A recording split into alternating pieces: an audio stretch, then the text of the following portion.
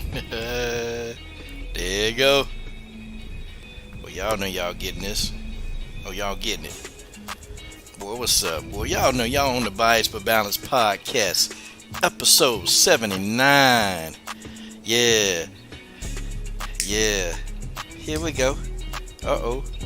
Can I see what we see? What we see? A little something like this. Yeah, baby. It's your boy, Coach Shelton Harrison. There never be no comparison. Who we got watching the Coach live on the Coach's show? Yeah.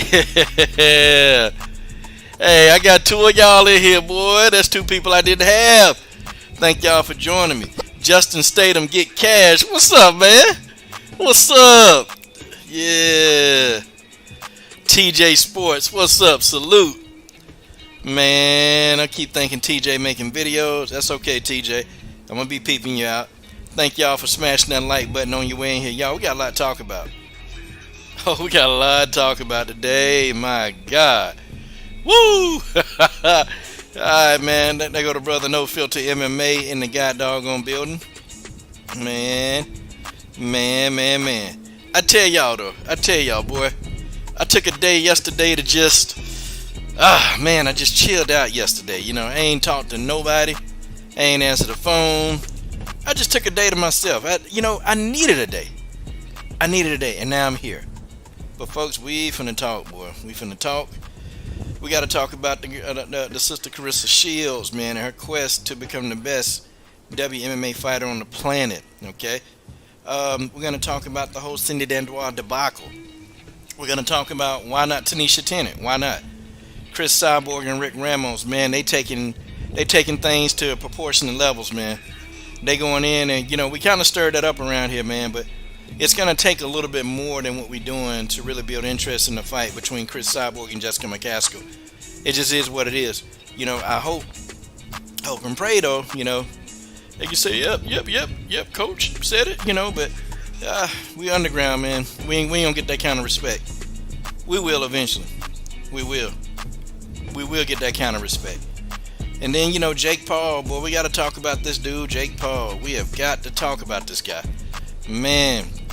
But you know what? Jake Paul is forcing us to talk about him. And it's not because do we like Jake Paul or not.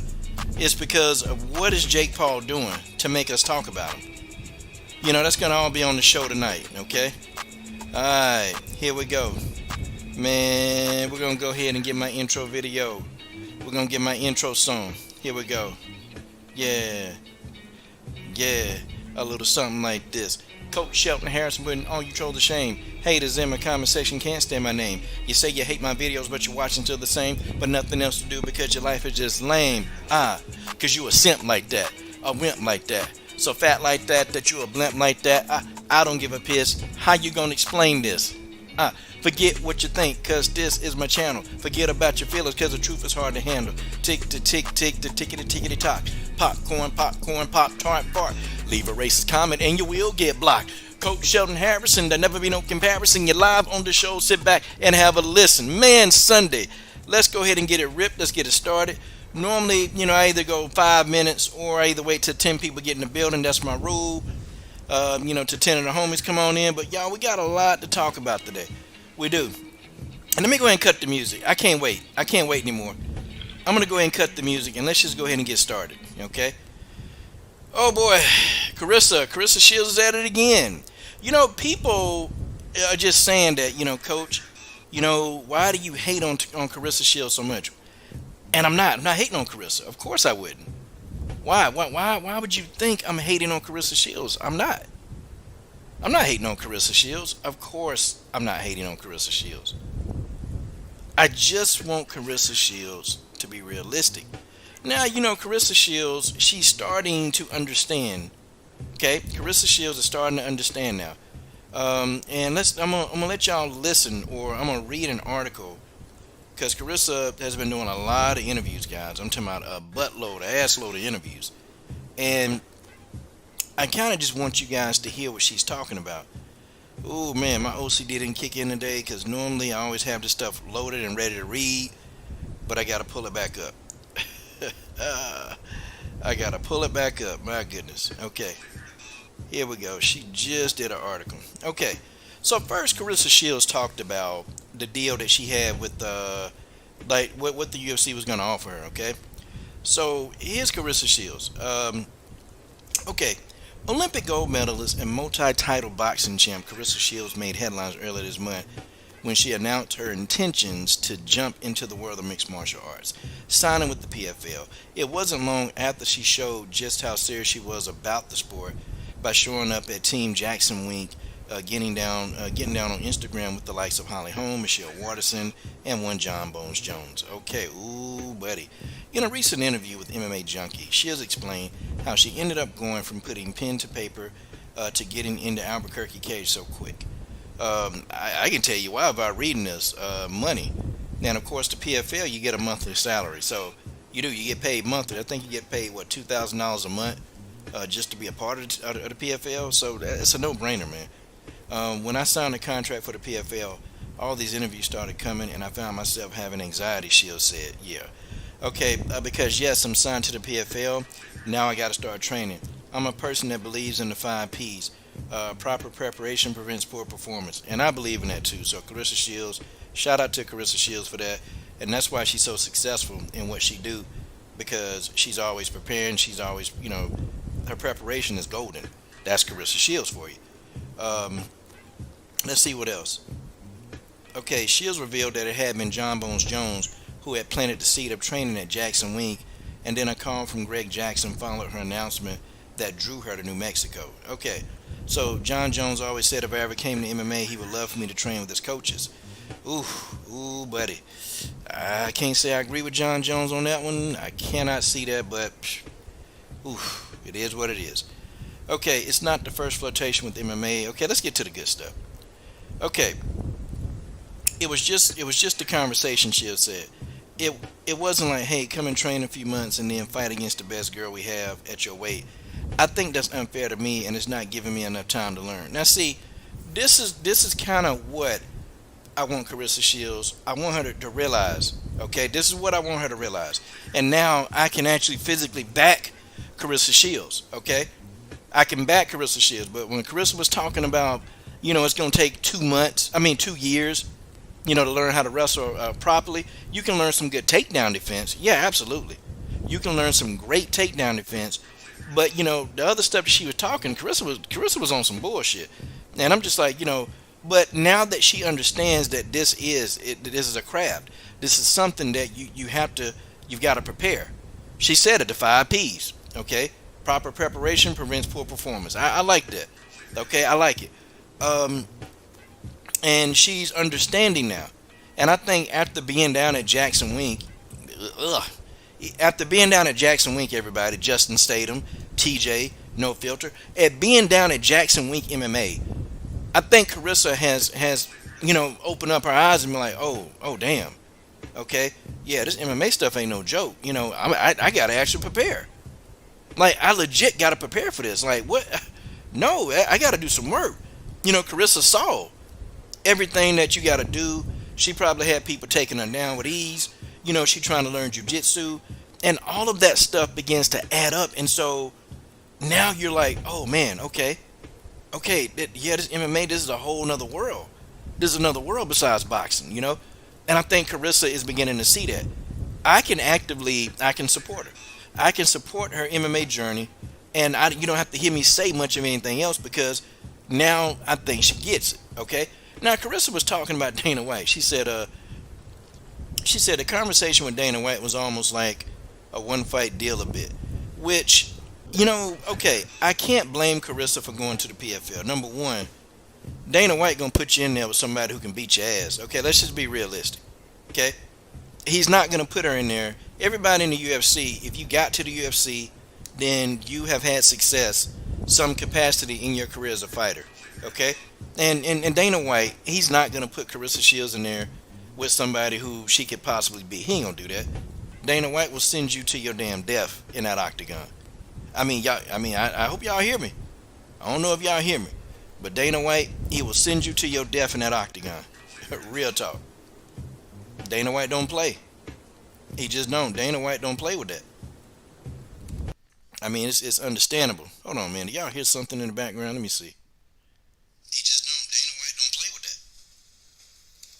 I mean, it's understandable. Okay. Hold on, man. Do y'all hear something in the background? Let me see.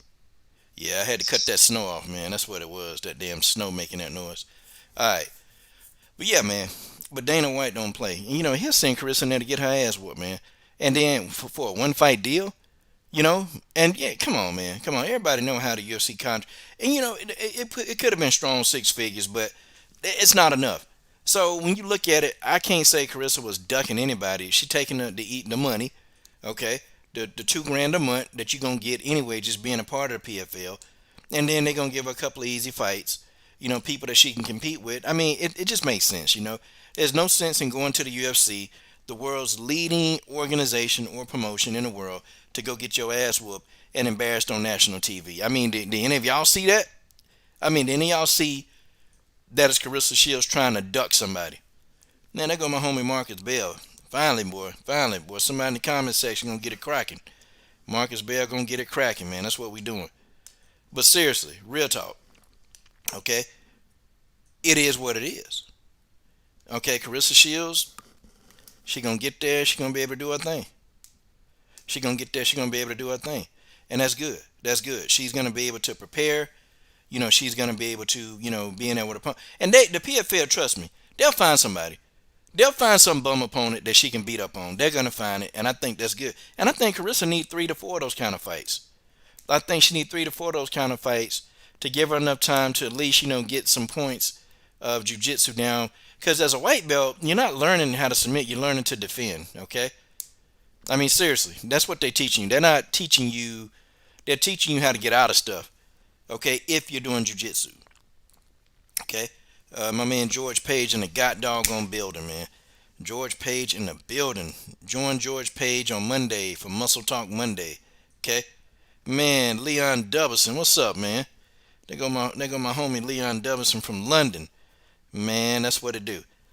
But yeah, man, that's what Claressa Shields is all about, okay? So I get it. I get it, and you got to be careful when you're dealing with guys like Dana White. You got to be careful. See, Dana White may give you a good deal. Sounds like a good deal. But then with that deal, there's really no longevity to the deal. There's no longevity. So you can't really do anything with that particular deal that Dana White is giving you. I mean, it's just not going to happen. It's not going to happen. Okay? It just is what it is. I want to see Claressa Shields do well, though. I want to see her do well. And I'm glad that she's having, respect for the sport. I'm glad that she is. Okay? Claressa Shields maybe has an understanding. We'll see. We'll see. We'll see. Now, my second thing, and then we'll get on to, the rest of the show.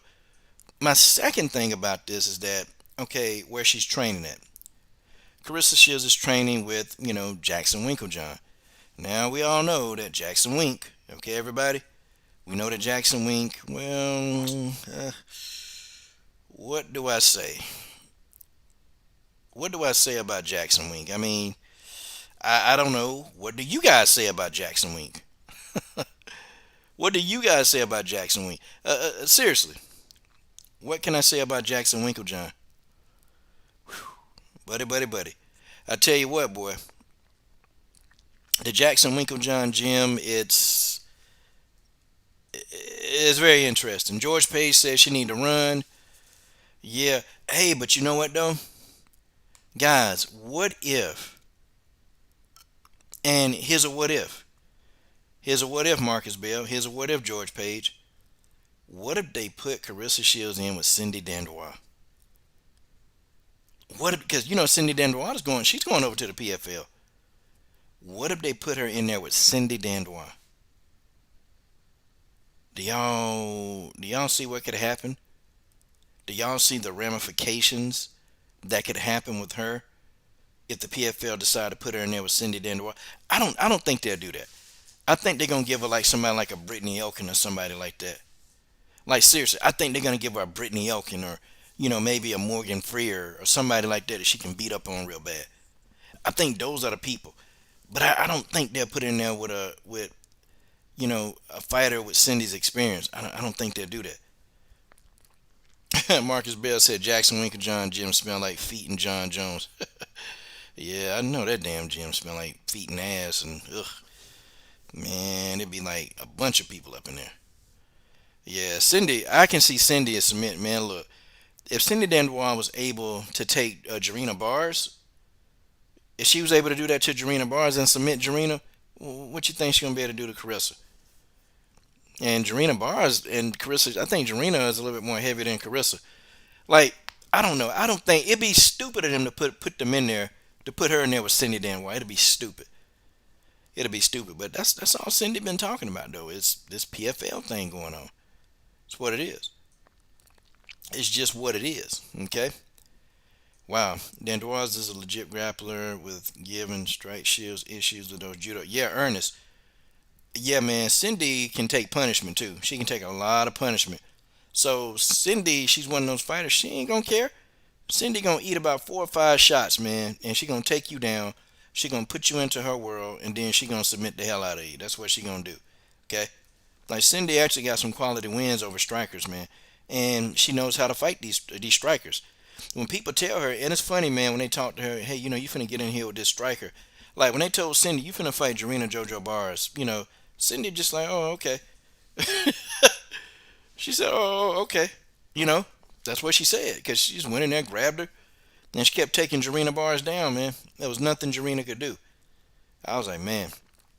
I said, man, and Jarena, man, she had 3 fights in MMA, and she was like, I don't want to do this no more. And Jarena's win, y'all know Jarena got a guillotine win.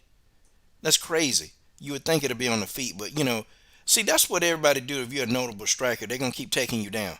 That's what they were doing to Jarena. And these are fighters, man, who couldn't even deal with Jarena.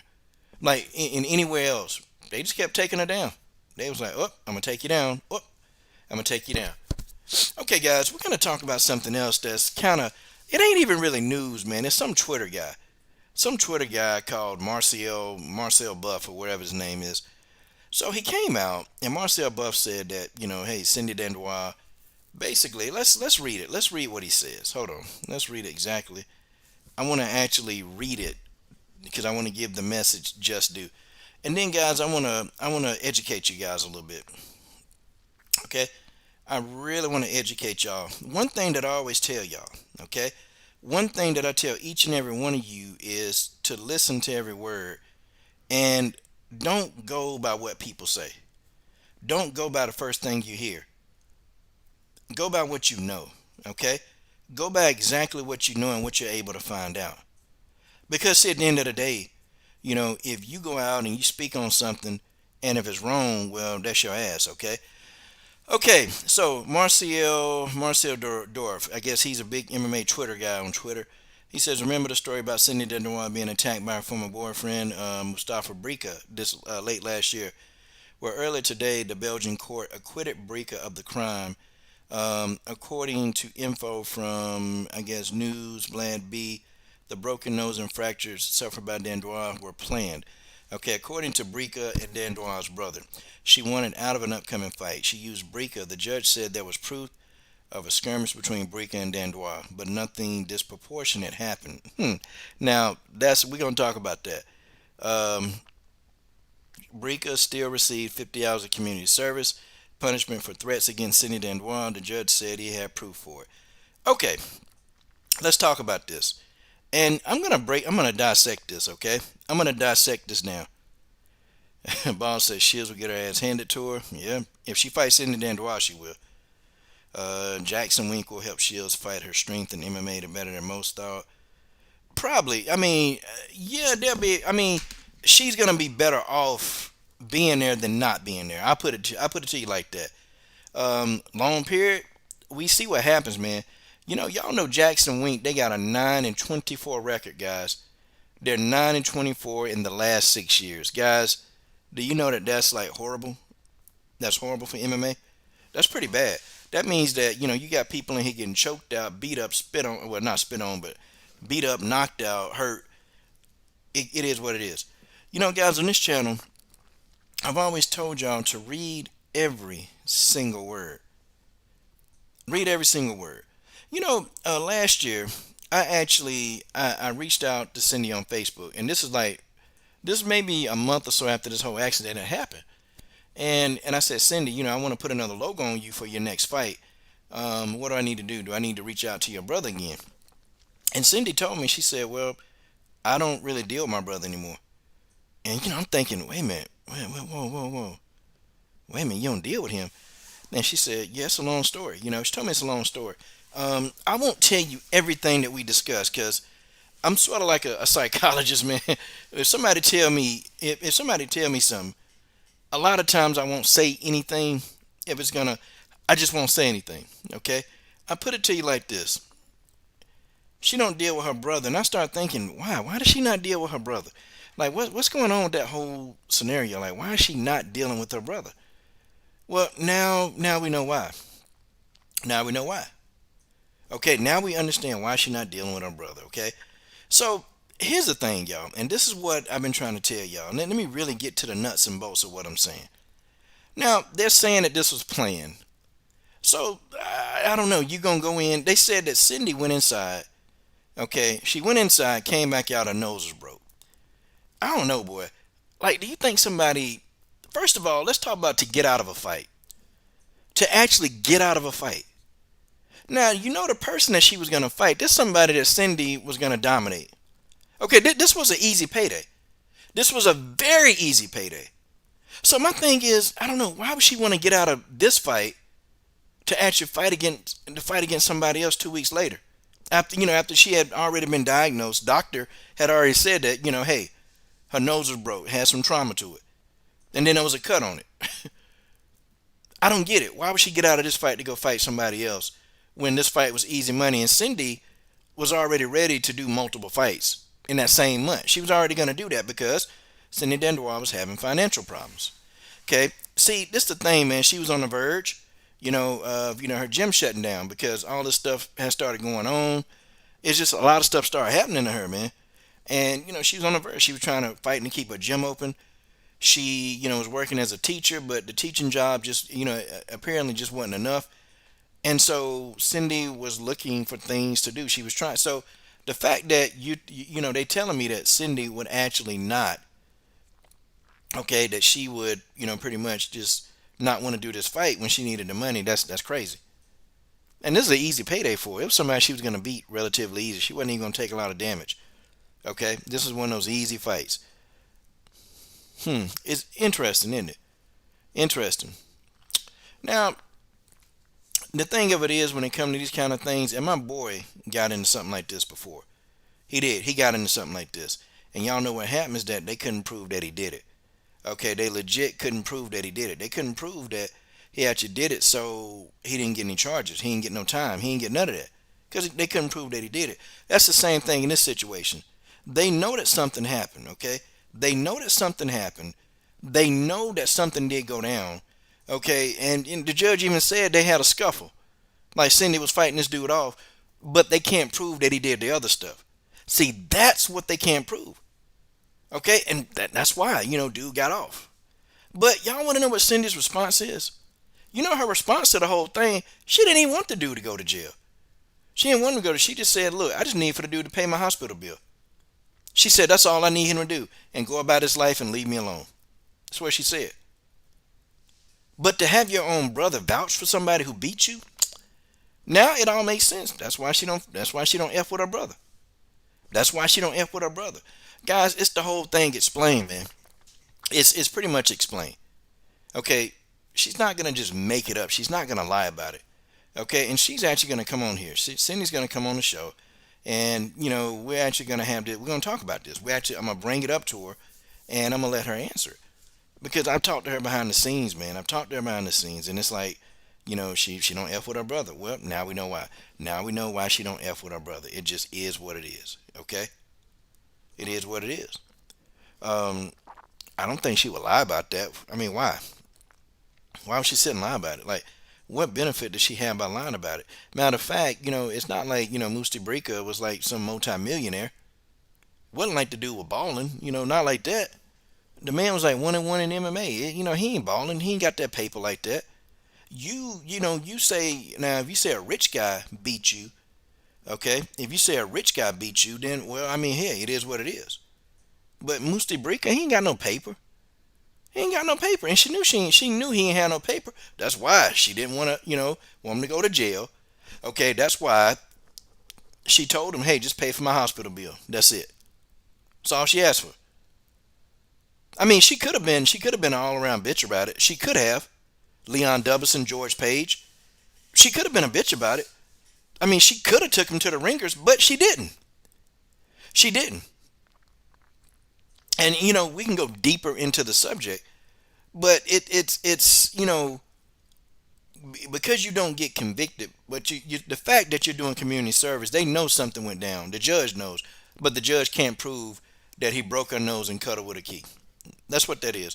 And if you've never ever dealt with the law, if you've never ever, had a pen, I've dealt with police. I've been in situations where, I think I'm about to get arrested, or it is what it is. And I don't had to deal with police. I don't had to deal with them. I done been sitting in there when they want you to snitch or all this mess, and I'm I'm sitting here like, oh man, nah, I ain't finna snitch. Nah, wait a minute, you guys want me to snitch on who? You want me to snitch on what? Nah. Or y'all saying I did what? And if they can't prove it, then they can't charge you. Okay? The only thing that the judge knew is that they had a scuffle. That's it. That's the only thing that judge knew is that they had a scuffle, but the judge couldn't prove that he did all that, the other stuff. So he got off scot free with it, basically. But she didn't lie about it. She told the truth. She told the truth. And I'm not telling people what to think, okay? I'm not telling anybody what they need to think. I'm not telling them that. But sometimes you do have to look at stuff with the eye of a common sense. I mean, you have to, especially when it comes to stuff like this.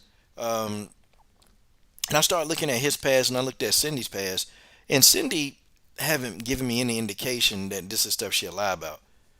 I mean, where's the financial gain? And I take everything back to dollars and cents. Leon Dubbison, Renee Vitale, George Page. I take it back to dollars and cents. Please tell me, where is the financial compensation for her making this up? If anything, this is going to make things worse for her financially. I mean, don't y'all agree? Yeah, man. But, man, we already got these damn... I don't even know why these guys come to this channel and just, they come and thumb the video down. I don't know why they do that, man. They stupid. All these other channels, they got to hate, or they can just dislike, and they want to come in here with my audience of 20 people. Amazing. I must be saying something that they love, or who knows. And they go to Homie Focus Ball. Yeah, see, somebody need to tell the truth, man. See, when somebody put it out there, it's not like Cindy got a big old platform where she can just come out and voice her opinion, okay? For real. But she's that person, man. And Cindy, yeah, Ernest Cindy is a little crazy, but I've never known her as a liar, man. And me and Cindy, we've been kicking it now for about 4 years, man. And I've never known her to lie about anything. If she says she'll do something, she'll do it. If she says she can't do it, then she won't do it. That's how I've come to know about her, She's never made me think, and I can tell when somebody telling me a lie. I can tell. I mean, guys, come on. How do y'all know? How do y'all know when now if Cindy come on here and say, yeah, I made it up, then I gotta believe that, okay? But she's never told me, hey, I made that up. She ain't never told me I made it up. I made the whole thing up. If she come on here and say it, then yeah, man, I'll apologize to Musti Brika. I apologize to him. I don't see me. I don't know. I don't think that's gonna be a go. I think he was guilty. I think he was guilty as hell. Yeah, man. If you in here, you ain't smashed that like button, go on and smash it, hook it up. Okay. They don't even blame YouTube. People see the notifications, say they want to, have the streams earlier, and they don't come in. Hey, it is what it is, man. I'm going to just come whenever. That's what I'm going to start doing. I'm going to just come in here whenever and say, F it. Could I be trying to plan these streams so all my viewers can get in at the same time? But nah, man. I'm going to just do it when it's more comfortable for me, man. It is what it is, y'all. Sorry. So what else? What else do we need to do? What else does Cindy need to do? Because I don't even think I need to speak on this too much, man. I just don't. I don't think I need to really continuously speak on this because there's really nothing else there is to say about this. It's not. It's not. It's Cindy Dandois. She doing her thing. Hell, I might even want to talk some boxing here soon, I I might want to talk a little boxing, but I don't know. Yeah, Cedric, I'm doing calls. You can call in and you can voice your opinion if you're ready for some smoke. But you better have your stuff on. You better be ready. You better be ready, buddy. Oh yeah, you can call in. Matter of fact, yeah, I give you, since it's just you, ain't that many people in here. We'll go to a 5 minute call, man. All right, the phone lines are now open. You may call in, Cedric, and you've called in before. Appreciate you calling in, man. But the phone line is now open, so make it do what it do. But yeah, folks, I'm not really the one. I'm not really that one though. With who I don't believe everything somebody tell me, but I do investigate and I dig and I ask. And I went to the source. I'm like, Cindy, what's going on? But she told me, nope, I don't F with my brother. And for a person not to mess with their brother, y'all know it's got to be pretty serious, don't you? Real talk. For a person to not F with their own brother, you know that person did something very, very serious. Okay, and it'll take a lot for me not to mess with my own sister. I mean, guys, it'll take a lot for me to not mess with my own sister, like to actually not fool with her. Okay, and it's got to be the art. It's got to be the most betrayal ever. Okay, it's got to be the most worst betrayal ever. And Cindy said, "No, me and my brother, we don't talk anymore." Okay, because he sided with a woman beater. He sided with a woman beater. And I know the guy who put this out. I guess he's a respectable MMA personality, whatever he is. It seemed like it's just somebody on the internet, who just making up stuff. But me personally, I don't think she would. I don't think Cindy would lie about that. Just like when Rachel Ostovich got beat, they were trying to say that, Rachel deserved it because she was cheating. Then they were trying to say, well, Rachel's a fighter, and he was just trying to defend himself. Like all kind of stuff, man. People was talking about, and I'm like, are y'all serious? Do y'all hear yourself? This man beat Rachel Ostovich's husband, beat him. You ain't call because it's on now. I mean, the phone lines are on, sir. It's on. Let me see. Where you at? Okay, said you just called. I ain't hear it. All right, try again, man. Try again. Let me see if the beeper on or see if it's on, man. Hope it ain't cut off. Let me see. Yeah, I hear. Get alerts for missed calls, screen calls. Okay, here we go. Okay. Call from. Cedric. To accept, press 1. To send a voicemail, press 2. Okay, Cedric, you on the air, sir. What's up? What's going on? Hey, make it do what it do. What's going on, man? Not much. What's the topic today? Oh, man. Come on, Cedric. Oh, man. I just want to get my opinion on something. I mean, shoot. So, wait a minute, man. You clicked. Hey, man, I appreciate you coming into the live stream, but you ain't read the title, man. I heard you talking about Claressa earlier. Okay. Yeah, we can talk. Well, I'm talking about Cindy Dandois. If you want to talk about Claressa, I was talking about the whole attack thing that, somebody said that Cindy made it up, but, and I'm talking about how I don't think she made it up. And then also talked about Claressa Shields, about, her saying she's bound to be the best women's MMA fighter on the planet. And, so go ahead. Take your pick, bro. Go for it. Let's talk about Claressa. Okay. Shoot. I feel like she got to work on her footwork, from what the videos I watched of her. Mm-hmm. Her hands look pretty good, but she got to get that footwork, get that ground game up, just be well-rounded. And I see that she has different fighters training her, but I wonder, does she have real MMA trainers around her? Oh, okay. Well, okay. Now she's at Jackson Winklejohn, MMA. She's there, or she was there, and she was around, John Jones, Michelle Watterson, Holly Holm, and then Mike Winklejohn and Greg Jackson. They've been in the game for a long time. Um, Hmm. so that's who been training training her and showing her some of the stuff that she need to know, that kind of stuff. Yeah. I guess we just gotta wait and see. What is she fighting in March, right? Who, Carissa? March, June. It was one of them Yeah, months. it's probably gonna be in April 2021, because I think that's when the PFL coming back anyway. Supposedly they supposed to be And coming back. what do you think? Her first opponent. What type of opponent you think she should face? A striker, a ground person, or what? Yeah, they got to give her a striker, man. They can't give her like a legit wrestler. They can't do that. Cause that person, they're just gonna try to take her down the whole fight. And me personally, I think even by April, I don't think Carissa will be prepared to deal with a proficient wrestler. They got to get her a scrub. They got to get somebody who they'll put up some kind of fight, but they can't. They just don't know enough to really take advantage of Carissa's weaknesses.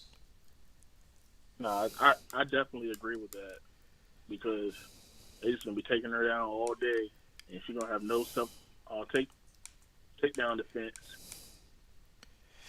Yeah, the only people that will try to stand with her are those kickboxers or those people that know Muay Thai. They'll stand. They'll Hmm. they'll stand with her.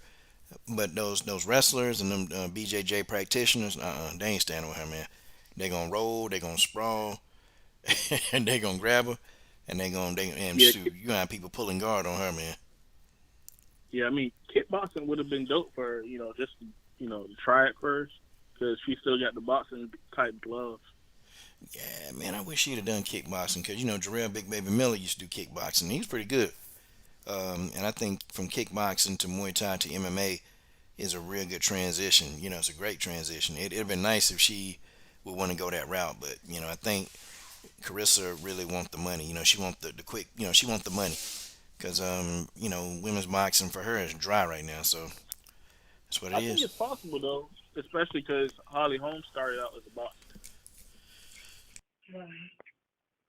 I think it's possible. I just think Carissa need to have respect for the disciplines of MMA, and that's because if you think those things are real, you don't need to know all that stuff in a timely manner, then yeah, Carissa go in there and get destroyed. But if Carissa, show respect to the art and really take her time and learn what she need to learn, like what is she gonna need? I mean, good takedown defense. Literally how to Yeah. survive. She gonna need good takedown defense. Um, because that's what people gonna do to her. That's all. If she master takedown defense, learn some jujitsu, how to defend against maybe an armbar, how to defend against a rear naked choke, that kind of thing as a Get white more belt. time in one. Yeah, man, she'll be okay. And I want her to do it as a black woman. I want her to do it because there's not any real strong, outspoken black women in mixed martial arts. So I actually want her to do it, but That's I want true. her to do it Whereas right. like Angela Hill is. Nah, Uh, man, nah, I don't even count I'm that. not. I've never been a fan of her. I feel like she don't know what she's doing. She's not a true martial artist. Yeah, man. Yeah, nah. I mean, She I need to be support, cut, bro. I support the sister. I support her, but nah, she ain't been for us, on a whole lot of topics, and she stayed quiet on a lot of topics. So, nah, Exactly. I'll defend her. Exactly. I'll defend her against racists. I'll do that, but like rock with her, nah, I ain't finna do that. Nah, nah. Yeah, it's a disconnect, for the black community from her. Yeah, yeah. It is. It Yeah. is. And I don't think she connect very well to us. But I think she had a wake up call though when they did a special on her, said that she was the first black woman to ever headline an event in the UFC, and to see all the dislikes she got. See, I think that was her wake up call that she needed, because Angela Hill, she's kind of been a little bit more pro us, especially when it comes to speaking out against stuff. In the Hmm. past, she really wouldn't do it, man. She'll do it now, and it's funny because when they talked about Carla Esparza being the first Hispanic woman to headline, I mean that thing got a lot of thumbs up. When they talked about what's her name? When they talking about Willie Jean, the first Asian woman to fight for a belt in the UFC, there was a lot of likes. Oh, that's good for her culture. But Angela Hill, she come do it, and the first African American woman, the first black woman to headline an event. Oh man, how come everything got to be about race, man? How come they just can't say she's just a fighter? Well, how come they can't just Yeah, say Willie Zhang is just a fighter? How come they couldn't say Carlos Esparza is just a fighter? You know? yeah, that was foul. That was foul. Yeah, yeah, it's foul, man. It's foul. And it is what it is, But you know. we do need that though. I mean, they missing from black women from the MMA world. Yeah, It's a very interesting topic. yeah, we do. We need more outspoken black women in MMA, and just what it is. And people like Tanisha Tennant, and I'm gonna talk about that because she's outspoken. She's very calm. Her demeanor's calm. She outspoken, but it's too much black. That's the chick from the Contender Series that lost to Danielle Wolf, right? Yeah, well, they got robbed because I mean they took that victory from her. They took it. I agree. They brought the sister in there. She barely made 135. They brought Danielle. I mean, she barely. I mean, what? She came in under like 145, way under 145. Then they brought Danielle Wolf up in there, who barely could make the weight. They brought somebody in there oversized who hydrated back up to 160, and they put you in there with it. You go in there, you win 2 rounds out of one, but they gave it a win. And even Dana White was talking about, well, it wasn't the greatest win, but we're gonna give her a contract anyway. Like, man, come on. They shouldn't give her no damn contract. Nah, nah. It's in Tanisha Tennant corner, and the reason why it's gonna take her a while to get it, it's too much black in her corner. It just is. All her head coach is black. It's too much black in that corner. And when you have the guys at Budokan, they're unapologetically black. They just don't like that, man. They just don't like that. So that's my whole thing. That's why I like listening to your videos because you speak about different topics that a lot of people don't cover. Well, they worried about their sub counts, man. They worried about, I mean, I tell you, I'm not anti everything else. I mean, you look at my screen, but I'm pro black, and I ride for my sisters. If the sister Tanisha Tennant or Love Young, they need something. If I can help them, I'm gonna help them. Shoot, look how they doing Aljamain. Disrespecting Aljamain. Yeah, man, they tearing him up, man. Aljamain Like, Sterling. why the UFC not promoting this guy? I mean, I don't understand it. I mean, I don't. And then sometimes too. Now, I'll be on the double edged He's sword here. flashy. He has the personality. He can fight. I don't see. But they choose to promote Izzy, but not Aljamain. Yeah, sometimes too, fighters got to do their own thing, man. They have to. Like they wouldn't promote Juliana Pena, so Juliana Pena did it herself. Okay, they wouldn't promote her, so Juliana promoted her damn self, and that's what you got to do, man. And it's that's what you have to do, man. Well, shoot, man. Oh, go ahead, sir. Yeah, I was just saying. I guess it worked out for Sean O'Malley when he started wearing rainbow hair. Yeah, Sean O'Malley, man. That boy be smoking too much marijuana, man. Hey, well, go ahead. I didn't want to hold up your time, sir. Nah, I mean, I I'm appreciate sure you. more people are trying to call in. Probably not. Probably not, but man, I appreciate you calling in, though.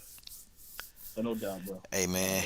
Have a good one. You too, man. Happy holidays. You too, brother. Happy holidays, Cedric. Cedric C, everybody. Cedric C. Okay, man. That was Mr. Cedric C in the god doggone building, man. In the god doggone building. That's what's up, man. That's what I'm talking about. All right, man. All right, cool. So where was I? Okay, where was I? Apparently the money. Okay, so we're talking about Claressa Shields.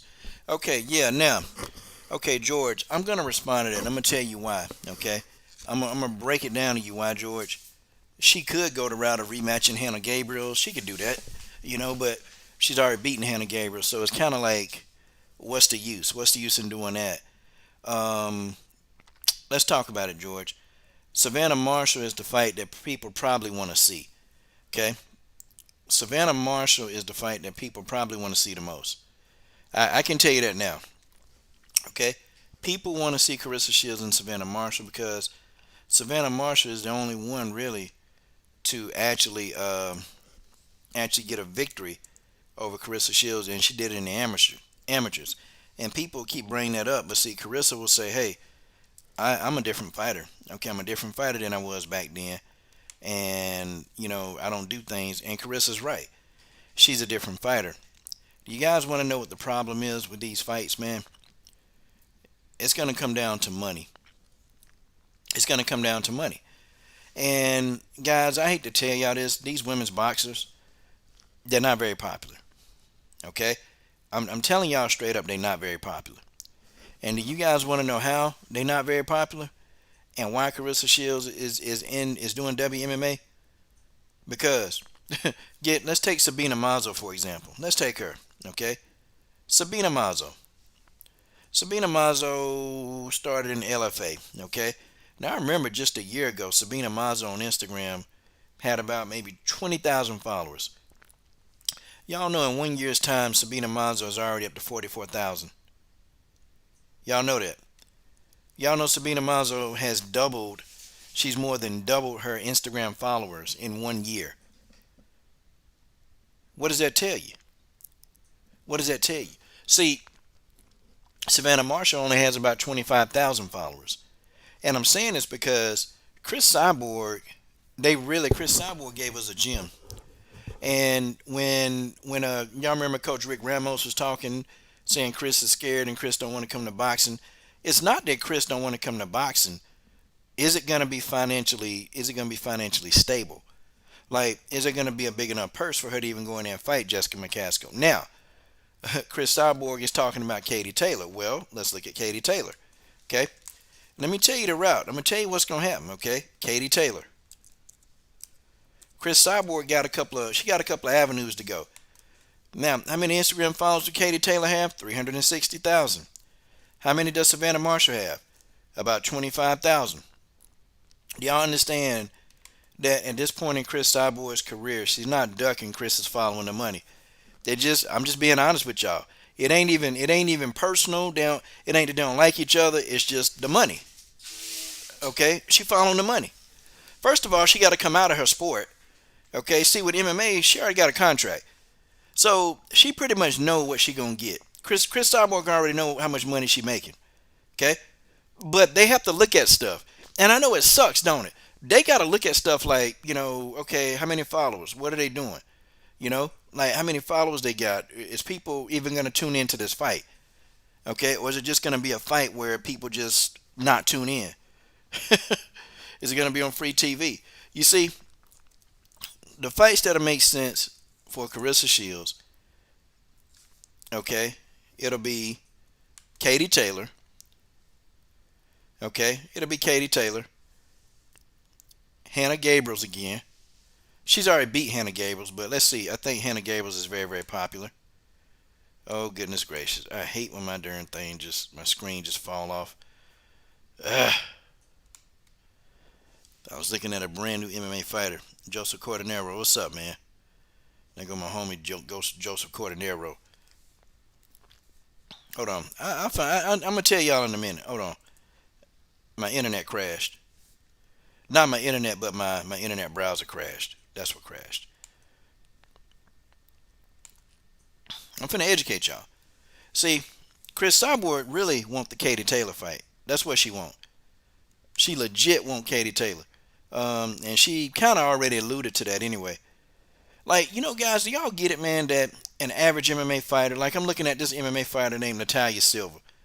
Now, this is somebody that they're going to bring in for short notice. Look, she already got 25,000 followers, and she not even in the damn UFC yet. Do you guys understand that women's MMA is just much, much, much more popular? Okay, it's much more popular. It just is. Hence why Claressa Shields is going over there. And, do I think Claressa will make this a career? I don't know. I think Claressa want to try to draw in the MMA fans to watch boxing. I don't even think Claressa Shields is going to have like a huge career in MMA. I think she's going to stay in long enough to get people following her. And then, of course, if they watch in the octagon, guess what they're going to do? They're going to watch in the boxing ring. I mean, I think it's genius.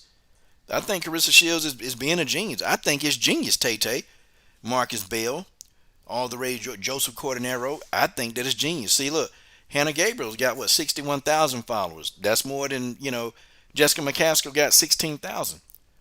And yeah, Chris Cyborg, she's not afraid. I think I understand, man, where the business in. Because, when I text him, like, Ray was like, Coach, think about it. He said, Coach, you got to look at this as business. He said, it's not that Chris wouldn't take the fight. She'll fight anybody.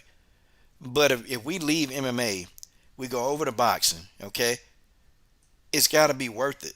There's got to be something in it to where it's going to make these fights lucrative, okay?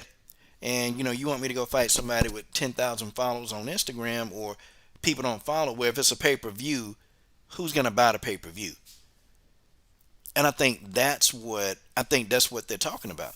See, I think that's where Chris is coming from. I get the business part. So what is McCaskill? What are they gonna have to do? What are they legit gonna have to do? Well, they're gonna have to go in and they're gonna have to be aggressive in making their names. They got to get their name out there, man.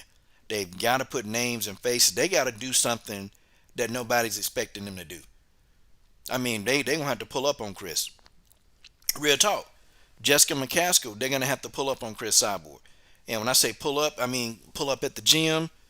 But they've got to start making noise to where this fight makes sense. And it won't make sense until they think outside the box. Calling out on my channel is a good start. But now because Chris is the draw. Okay, there's nobody else in women's boxing that's going to give them a payday higher than what Chris Cyborg would give them. Chris Cyborg would be a draw. Okay, they go to homie Combo Breaker 99. Combo, hey man, let me know if you want a link, man. Let me know if you feel like coming on, Combo. Let me know. But yeah, man, that's what it be. That's what it do. That's what it do, y'all. See, and people, say, well, Chris is scared. Nah, she's not scared. She really, honestly, not. But see, let me give y'all an example. It's just like when Holly was trying to figure out a way that they were going to fight Chris Cyborg. Well, I mean, Dana White came at Holly Holm with this offer, and I never thought that Holly Holm was ducking Cyborg. I never said it in the least bit. Because I've always said, well, Holly Holm will fight anybody. But you can't come at Holly Holm with a $150,000 offer. You can't come at her with that and then you expect her to take that. No, when we know that the fight is worth more than that, maybe at least $500,000. So Holly Holm settled, they redid her contract, and she made more money than what they were offering. Because it was a bullshit offer that they threw out to Holly Holm. And, Holly Holm ain't trying to hear that. I don't blame her. I don't blame Holly Holm. I wouldn't be trying to hear that crap. Would you? I mean, would any of y'all be trying to hear that? If you know that you can make more in a fight.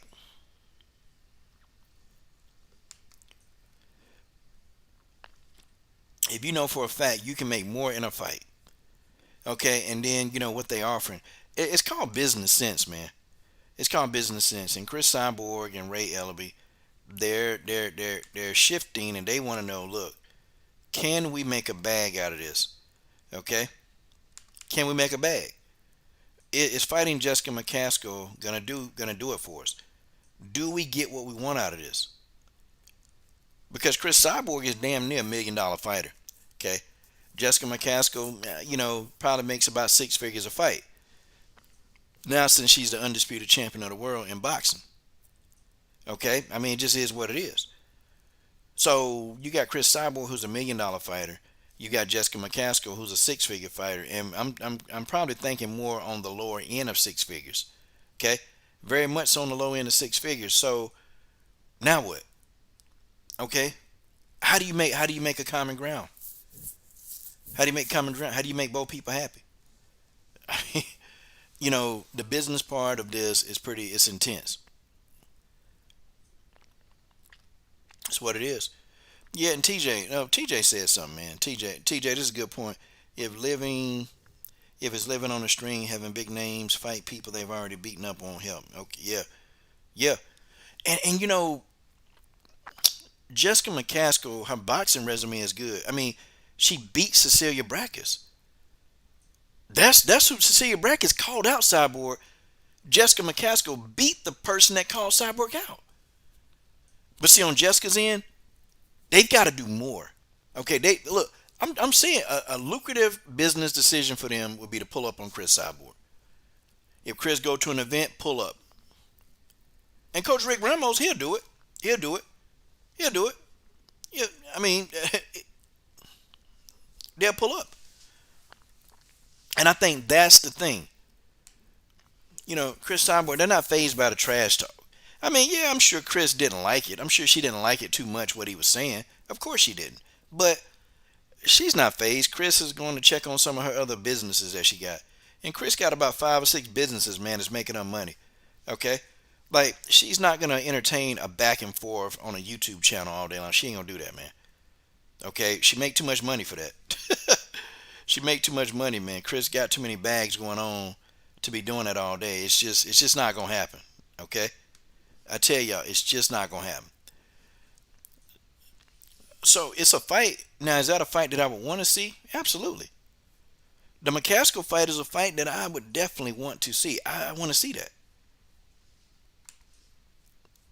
But is it going to make financial sense for them to go do it?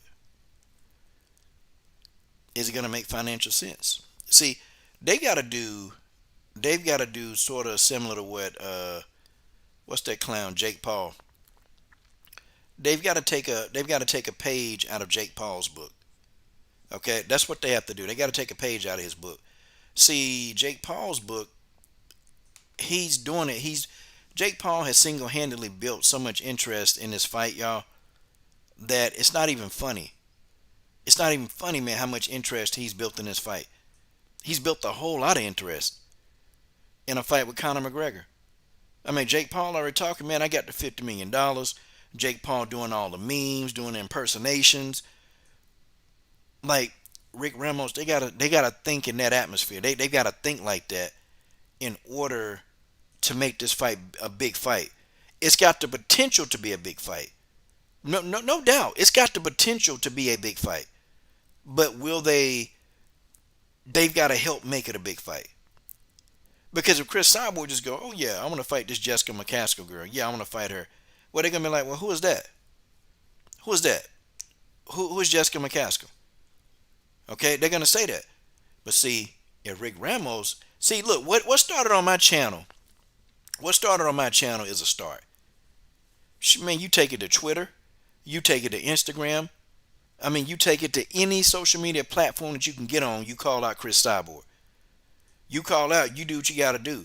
But it's going to mean more, though. If Jessica do these things, too, if Jessica aggressively call out Cyborg, and I'm talking about, man, Jessica got to get on every single boxing platform out there, every single MMA platform. Okay? Like Rick Ramos need to figure out how to get in touch with Ariel Helwani. You know, they got to figure out how to get in touch with Luke Thomas. You know, get these bigger platforms to voice this, and guess what's going to happen? Guess what? The fight will start to build. It'll start to build, and people will start to want to see it. Okay? It'll start to build, and people want to see it. Okay? That's what they got to do, y'all. That's what Jessica McCaskill. Now, will it take a little work? Yeah, but it's worth the bang. And then after all that's over, pull up. Just pull up. Now, be careful now. Don't throw no hands, because Chris in the street fight is pretty dangerous. But just to pull up, oh, yeah, that'll be a brilliant idea. Brilliant. I tell y'all, man, damnest thing you ever seen. Okay? Now, guys, y'all have heard me talk. I started the stream. I talked about Claressa Shields, okay? I'm going to go back to those of y'all that missed it, because I know some people in archive, you're trying to sort through like an hour and a half long video, and, you know, it kind of makes it. I'll do an instant replay on what I said about Dandois. Okay? You guys know, I'll tell you, I'm going to do it real quick, and then I'm going to get back on Jake Paul, okay, and Chris Cyborg. You guys know that it came out, some Twitter guy, Marcel Bluff, or whatever the boy name is, he he put out there that, Cindy Dandois made up the whole thing about her being assaulted. Now, when a woman is assaulted by a man, it kind of, you have to be careful with that. You have to be real careful, because you don't want people to think that you're not sympathetic to a woman that's being beaten up on. Like, when I put out there, about Rachel Ostovich, I had people actually angry and upset with me. Like I had people actually mad, like they were pissed off because I said that Ray Joseph, his husband, he deserved to go to jail. I had people pissed off at me because I made fun of Julian Wallace that was beating up on Jessica. What's her name? See, look at that, man. She got to keep herself relevant. Her boyfriend was Julian Wallace, Jesse Rose Clark. Okay, I had people upset with me because I made fun of Julian Wallace because Jesse Rose Clark knocked him out when he was trying to choke her to death. I had people mad at me because a woman beater got knocked out by his girlfriend. You damn right you're supposed to clown these kind of people. But like I said, we live in a very sick society. We live in an extremely sick society. But anyway, we got a lot of people that will blame the victim. And I don't, guys, can y'all imagine why would Cindy Dandois lie? Why would Cindy Dandois have to lie about this? Because I reached out to Cindy and it was funny, man. She said, and I was trying to get another logo put on her. And I said, Cindy, I'm going to put a logo on you. And she said, okay. I said, so do I just send the money over to your brother again? She said, well, I don't talk to him anymore. And I'm like, damn. I said, damn, what can make somebody not talk to their brother? It'll have to be the ultimate art of betrayal for me not to talk to my sister. It'll be the ultimate art of betrayal. Because I was always pretty protective of my sister, so, and we're close. Me and my sisters were very, very close. So it'll have to be something so savage that I can't, And now I know. Cindy Dandois' brother, told a lie. He sided with the guy that beat her. Isn't that something? Sided with the guy that beat her. And also sided with this gentleman. And, well, I didn't want to call him a gentleman, but they sided with him and, came out and said that Cindy was lying. Like Cindy went in the house and came out with a broken nose.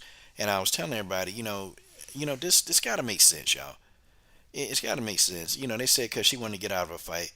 Guys, what kind of sense do that make? Do y'all know people pull out of fights all the time? People pull out of fights all the damn time. So you mean to say she gonna go in there, break her own damn nose, and then cut herself on the nose just to pull out of a fight when she can just say, I'm injured. Give a reason. I mean, people get injured all the time. People have training injuries all the time. So they can put off a fight. They do that. That's nothing new in the sport of MMA. Why would she go through the trouble of breaking her damn nose to get out of a fight? It just don't make sense, man. It don't make sense. And against an opponent that she was going to easily beat. To go back and then fight another fight 2 weeks after she got assaulted. Guys, do y'all see how it don't make sense? And then I would tell y'all to just, I don't know, like read a book, read something, read before you really get into it. Just read. Just read. That's all. Just read. Yeah, well, Eddie, her husband did. He did some jail time. He did. He did some jail time. Did a little bit, but, he's going to get out, of course. Yeah, Andrea Lee, yeah, her husband locked up. Yeah, her husband locked up. But see, people will blame the victim. And, yeah, I'm not an Andrea Lee fan. Even a racist woman, I don't want her to get beat up by a dude. It's just something about that, man. Something about that. You beating up on your woman, and y'all can't think of another way to beat up on you. I mean, to not beat up on your woman. Y'all can't think of another way to resolve the issue. Hell, why don't y'all try not being together? But I hate when people blame the victim. Now, there are some cases when some women, when they go out there and you have some women that attack men and push men or slap a man. Now, you go in there, you punch a man in the face as a woman, you become a man. Okay, it just is what it is. Okay, I know I'm not going to get punched in the face by some female, and I don't strike her back. I am. Keep your hands to yourself. I know I'll never raise my hand and hit a woman. Never do that. For what? You're supposed to love them, not beat them. Women look so much better when you're not hitting them. Well, a different kind of hit. Y'all know what the coach means. But yeah, you can't raise your hand and even be punching these dudes. These dudes gonna knock your ass out. That's what's gonna happen. That's what's gonna happen. Damn dude's gonna knock your ass out. I be telling these females, man, y'all stop hitting these dudes. Stop punching these dudes. But I don't think this is the case because Cindy don't strike me as a violent person. Like, and I've had conversation with Cindy for over 4 to 5 years, man. I'm like, literally, man. I mean, I've had conversation with her for damn near 4 to 5 years. And she just never strike me as somebody, and I'm not saying that she not capable of it. Everybody is capable of anything. Give anybody anybody capable of anything. But I think for the amount of trouble she would have had to go to just pull out of a fight, it don't make sense. The whole story just sounds funny.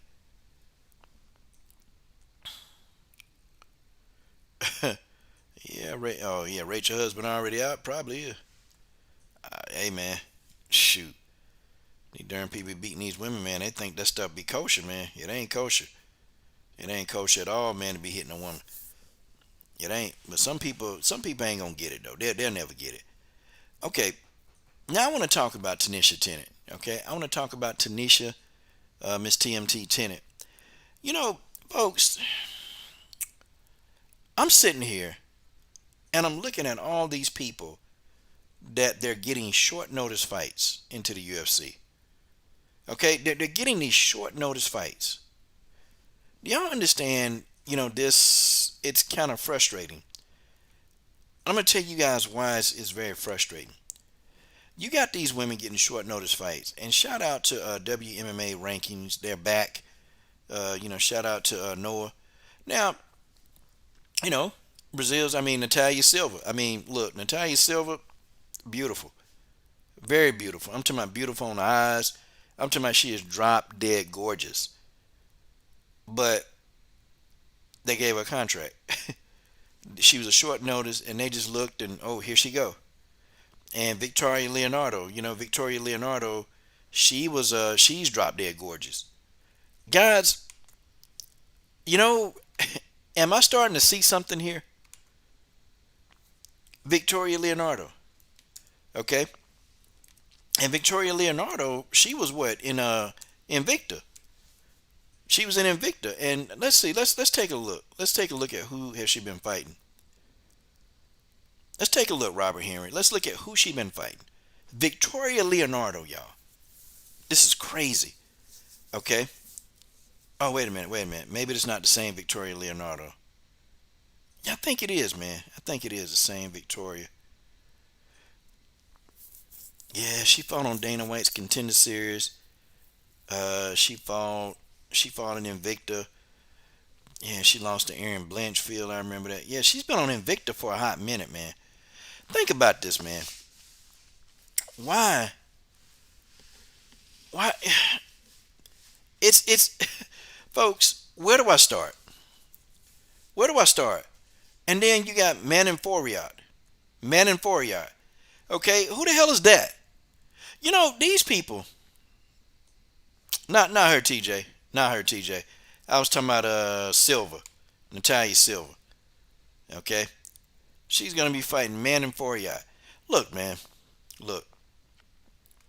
The thing of it is, man. Why isn't Tanisha TNT Tennant getting an opportunity to fight in the UFC?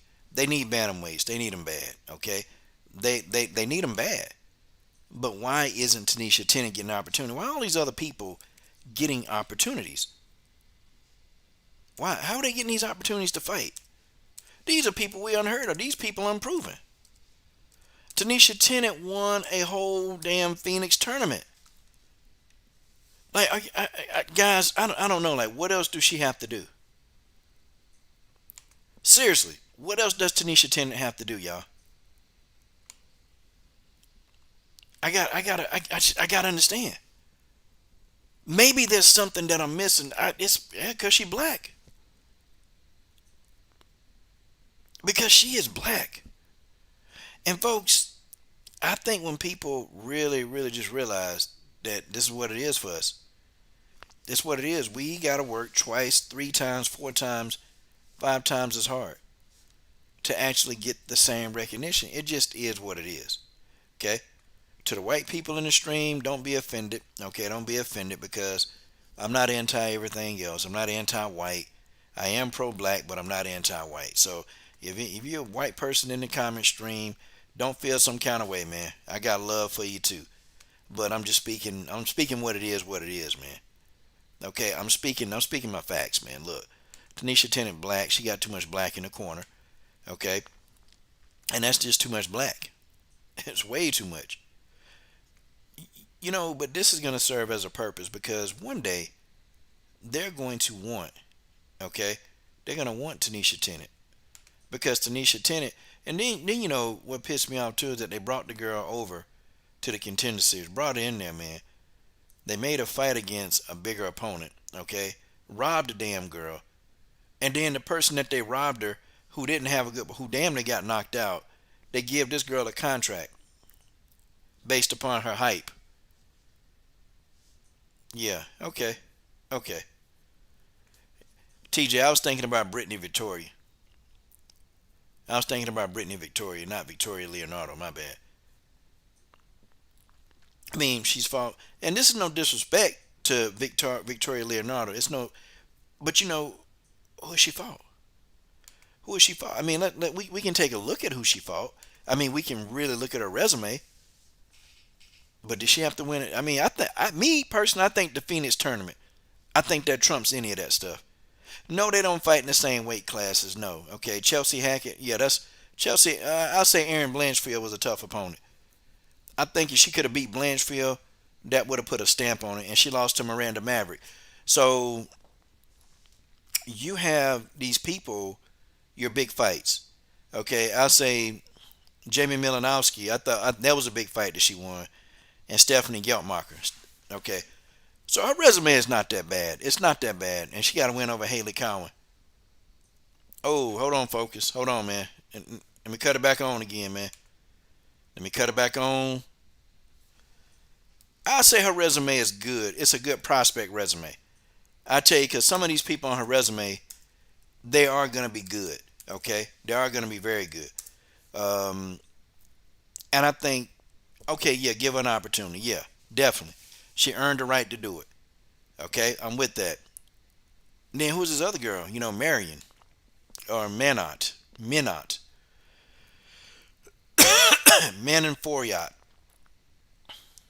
Foriat. Okay, from France. Let's look at who she fought. Okay, Gabriela Campos, Naomi. Do y'all know who these is? Only person I know who she fought is Melanie Grugas. That's it. That's the only person I know. The rest of them, I don't know. Oh, I know Leah McCourt, and she lost. Sorry, Leah McCourt's in Bellator.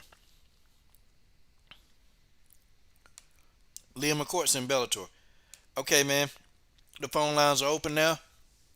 Go right ahead and call in. Okay. Yeah, combo. I mean, Tanisha need to be in, man. There's too many of these people, these unknowns that they're getting groomed into the UFC. They're getting groomed into the UFC, but Tanisha Tennant got to sit back on the back burner. Just don't make no sense. Okay. Hey, Focus Ball, the phone line is open, bro. It's open. I'll be able to hear it now.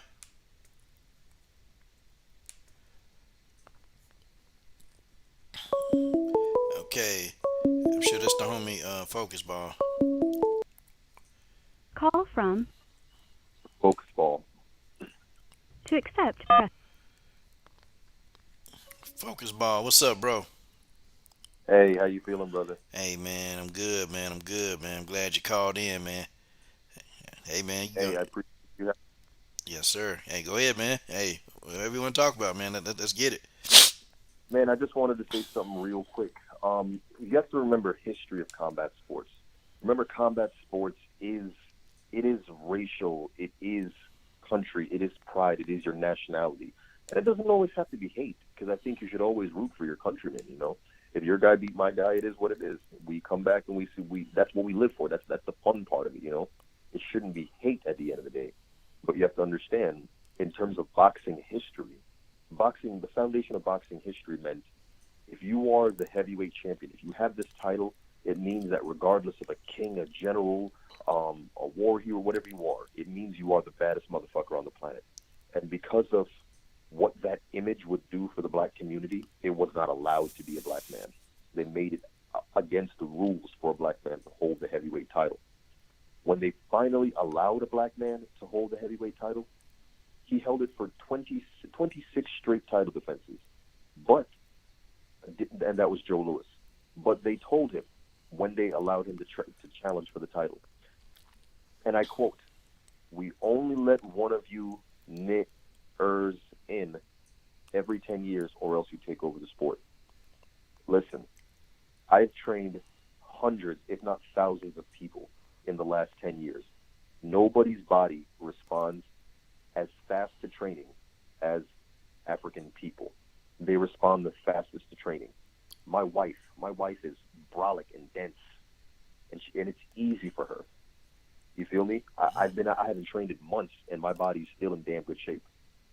You know, so the thing of it is, MMA came about in a sense as a means to get away from that thing in boxing. Because if you look up the history of champions and undisputed champions in boxing, what you find is the last non-black undisputed heavyweight champion was 60 years ago. So if Tyson Fury can accomplish becoming undisputed, that's a record. Literally, when they said you guys would take over the sport, they meant it. Dang. So MMA is this. Remember, Dana wanted to be a boxing promoter, and boxing is, in a sense, it's pretty much all these brolic black dudes taking over the sport. And unless you rig it or you don't give them their chance, they're going to be the champions. You get me? Mm-hmm. Because the talent pool is so rich. So with MMA, it was like crossing the street and creating a new sport, where the generic image of MMA was these bald white guys that looked like neo-Nazis or whatever. You get what I'm saying? Mm-hmm. So with that in mind, MMA, you have these heroes. You can look at, in boxing, you can't find a lot of great white champions that you can look for as an image. You get me? Yeah. But you can find that in MMA. You can have your Conor McGregors, your Chuck Liddell, your Tito Ortiz, your Boss Rutan. There's numerous of them. But with the thing of it is, the way that they can keep it like that is with smart matchmaking and with who they hire, what talent they hire. So with Tanisha Tennant, the problem here is, yeah, you're right, too much black. And if they can take it away from her, they will. You know, same thing with Angela. I watched her get robbed 2 fights back to back. Back to back.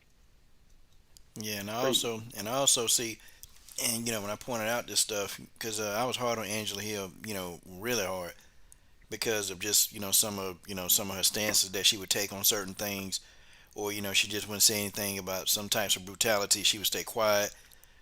She's speaking out a little bit more now, like she's doing it now, but see, it took a nice little wake up call for her when they did that little special on her, and it was nice. They put it together real nice. The first black woman to ever headline an event. Well, of course the video got like 3 times the thumbs down as it did the thumbs up, and I started thinking, you know what? And they say, people try to tell you that this ain't about race. Well, damn, you could have fooled me, because when Jean Malay, or Willie Jean, whatever the hell y'all want to call her, when she actually, goes online and they say, well, she's the first Asian person to, to fight for a championship. Oh, man, well, hey, this is good for her culture. This is great. The thumbs up, outweigh the thumbs down, all of this stuff. I think they did something on Carla Esparza, saying that she was the first Hispanic to hold a title in the UFC. And yeah, guess what? The thumbs up outweigh the thumbs down. Oh, man, this is good for her pride and culture. Let somebody black do it. It's, oh, well, I don't understand. How comes it have to be about race? Well, why does it have to be about race with you guys? I'm like, man, what? They just recognizing Angela Hill, as being the first. It's just, like, why? Why is it when we try to observe something good that's black, well, why does it have to be a race thing? Why we got to talk about race? How come we just can't say we the people? Well, I mean, damn, God, dog, man, crazy. Well, the fact that this is the first, that's the problem on you. Are you telling me that there's no black fighters that you could have put on a long time ago? Yeah. Like, if you didn't cheat Tanisha Tennant and do shit like that, maybe you would have had more black talent in your organization, and she wouldn't be the first, or your first wouldn't happen this late. But my thing is, it's a fear, and that sounds like an inferiority complex to me. I'm not saying that black people are superior to anybody or anyone is inferior to black people, but that kind of behavior tells me that you fear that black people will take it over. I guarantee you, get a bunch of black women from when they're little and start training them in wrestling and boxing and some kicks. There will be no women's MMA that isn't boxing. Excuse me. Women's MMA will be just like heavyweight boxing. It will be dominant. Dominant. It's because there's no financial incentives for black women to train in MMA, and that, like I said, I've trained thousands of people. Bone density-wise, black women are physically more dense and stronger. You can be the same size. The black woman is more dense, more athletic. Let them train the same exact way. Give me anybody in the world. Train them the same exact way. One is going to keep going. That's just my stance. I mean, yeah, man. I mean, definitely a good point, man.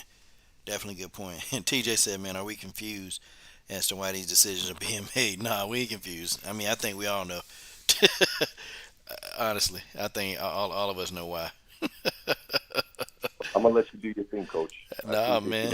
Man, just let me know, man. Whenever you want to jump on, man, shoot, I send you a link. Hey, you got something to add to it, man. It's cool, but I appreciate it, man. Man, y'all go subscribe, man, to Focus Ball MMA, and he also got his own product out, man. I mean, you wanna talk about your product, man? It's pretty. I always like it. Yeah, please talk about it. So I invented this after losing a mixed martial arts fight in which my opponent's sister was screaming, "Fuck that nigger up."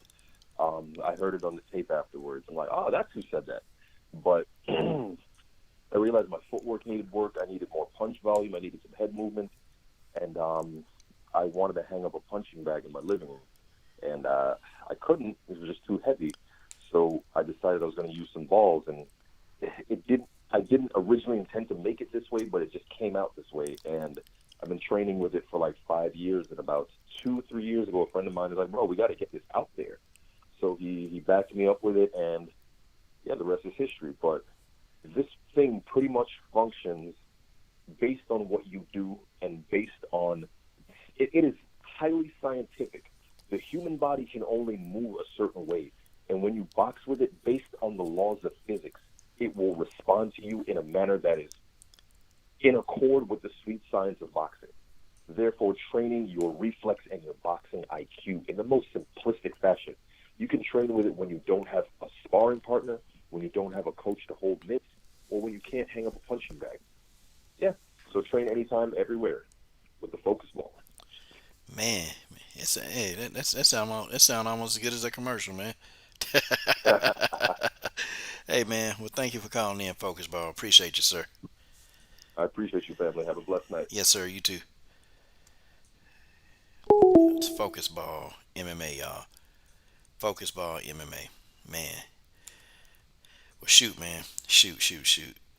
Yeah, but, that's what I was saying about, Tanisha Tennant. Okay. TJ347 said UFC fan base likes Ariane Lipsky, but Italia Santos is too dark, and that's just the way that is. Yeah. Talia Santos really had to go in there, man, and prove it. Like, she had to go in there and fight. And honestly, man, she's unknown. Talia Santos is very, very unknown, but I think she'll win. I think she'll win more fights. And I think Talia Santos will actually be good enough to get a title shot. I think she'll be good enough to get a title shot. I mean, I think she's that good because when I start really looking at who else could possibly in that division beat Talia Santos, the only three people that I think that Talia Santos will have issues with is Jennifer Maia, Roxanne Modafferi, and Lauren Murphy. I think everybody else, she beats them. I think she beat them. And I'm not saying that all of those people beat Talia Santos. No, I ain't saying that either. But they're going to be tough fights. But Talia Santos really can be on her way to fighting for the belt like pretty soon. Crazy. But yeah, man. Yeah. Like if they, I think Brazilians, they've been in the UFC so long that I guess when people say anything Brazilian this, Brazilian that, people are not going to be so up in arms. But man, you let an American black person do something, okay? You let an American black do something, it's just, it's just like a bad thing. It's almost like, like they try to guilt trip you or something, man, because you're proud of that. And that whole Angela Hill, video, it's just like, damn, man, we're in the middle of a pandemic, bro. We're in the middle of a pandemic, and people still got time, bro. They still got time to just be bigoted racist, bro. And it's dang, man, dang. Yeah, whew. Yeah, and I always say, man, the problem is just, it's not race, it's racism. That's the problem. That's the problem. It just is what it is. But hopefully Tanisha Tennant will get her shine. Maybe she'll get her time to do it. Um, but I start thinking, man, what else? What else does Tanisha Tennant have to do, y'all? What else does she have to do? What else does she need to do to get this thing right? What she got to do? Would she have to go win another Invicta tournament? I mean, what? Or would they give her another chance, for the contender series? What would they do? And would they give her somebody in her own weight class?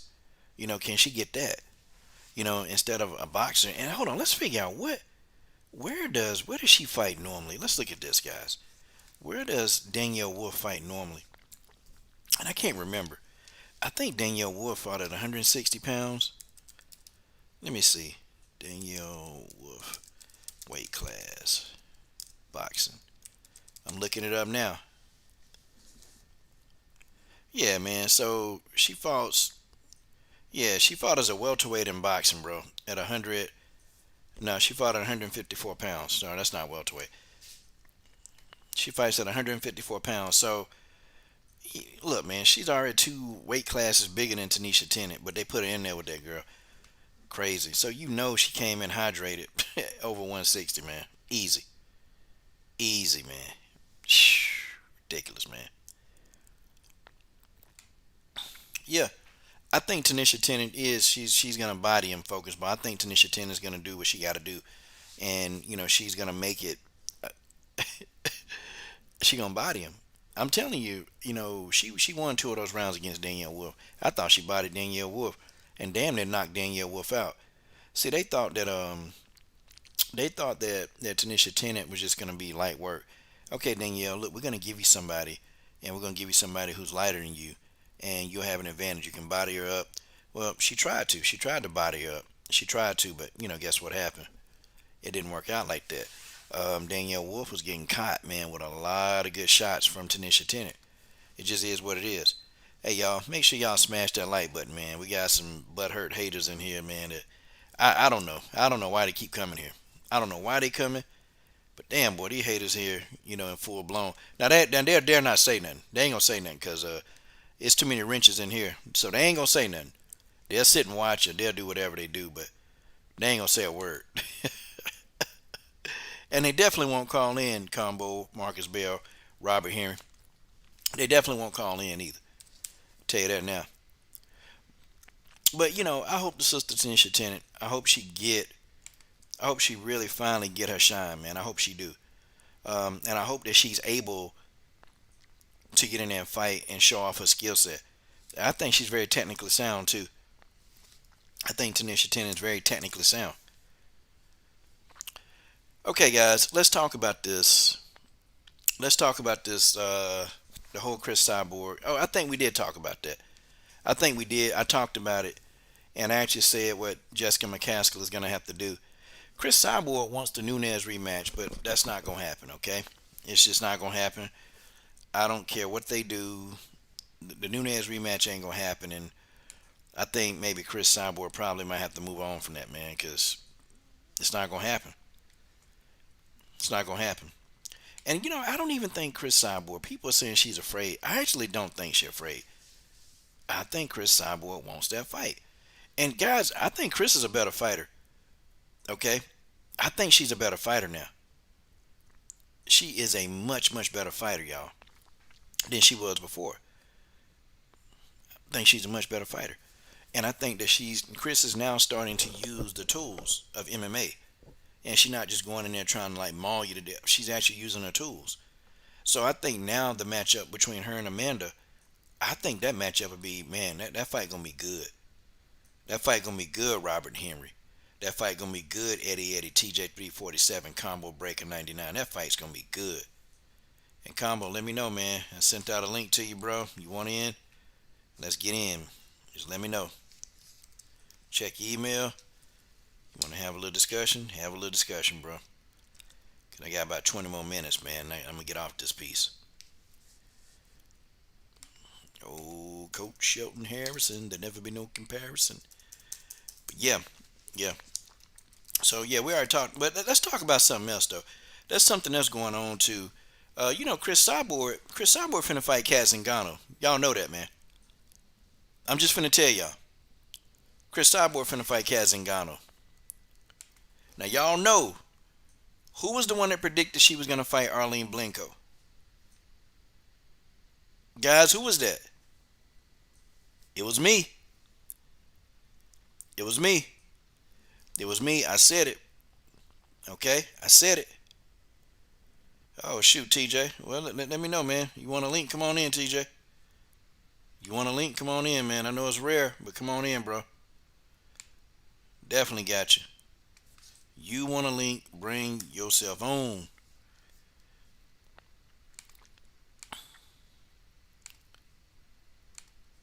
Whoever want it, they can get it. Hold on, yeah. Okay, Joseph Cordonero, Zingano versus Top. Yeah, it shouldn't happen, but it's gonna happen. Zingano versus Cyborg happening, sir. Dana White made people believe she was scared. Yeah, he did. He lied, man. Chris wasn't scared, man. Chris was trying to make that fight, but I guess Dana had already been tired. He was just tired, man. He was tired of trying to deal with. I think Dana did like Chris. I don't think Dana liked Chris's manager, Ray. And I think that's what we have to boil down to, that he really didn't like Ray Ellaby. And they say Ray is, he plays hardball, man, when it comes to negotiations. But, that's the job of a manager, man. You got to make your fighter the most money. Okay? It just is what it is, okay? That's the job of your manager, is to make you money. And if your manager ain't making you the most money, then fire him, okay?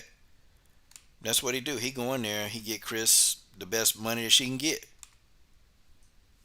And, it ain't like it ain't been working. Because Chris is $1 million fighter. Multi-million-dollar fighter, okay?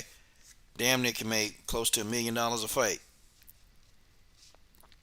So, hey, it is what it is. It is what it is.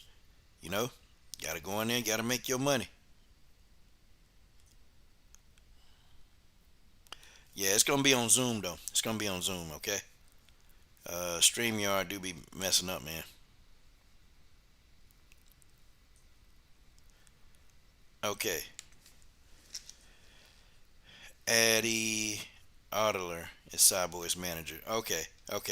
Well, I know Ray was Ray negotiates too. I don't know. So Ray must not be the manager, because he talked like he's still the manager. TJ, here's a link. It's on Zoom. Yeah, Ray talks like he's still a manager. Ray do a lot of them deals, man.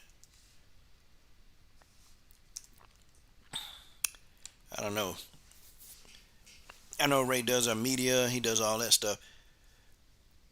Okay, TJ, there it is.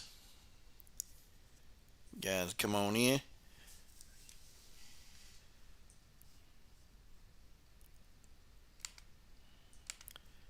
Hold on, see what my Zoom chat talking about now. Alright, yeah. Okay. Yo, Karina Rodriguez been thumbing up a lot of my photographs. That's my dog, Karina Rodriguez. Okay, alright, let's see. Okay, they got the same manager. Eddie, why does Ray does a lot of the talking though, and Dana, they said Dana didn't like this dude. But, hey, man, she getting the best money, So, what does Ray do then? Oh, yeah, he in charge of the media, and he in charge of her YouTube channel. He said, yeah, Ray do some stuff. He do a lot of stuff.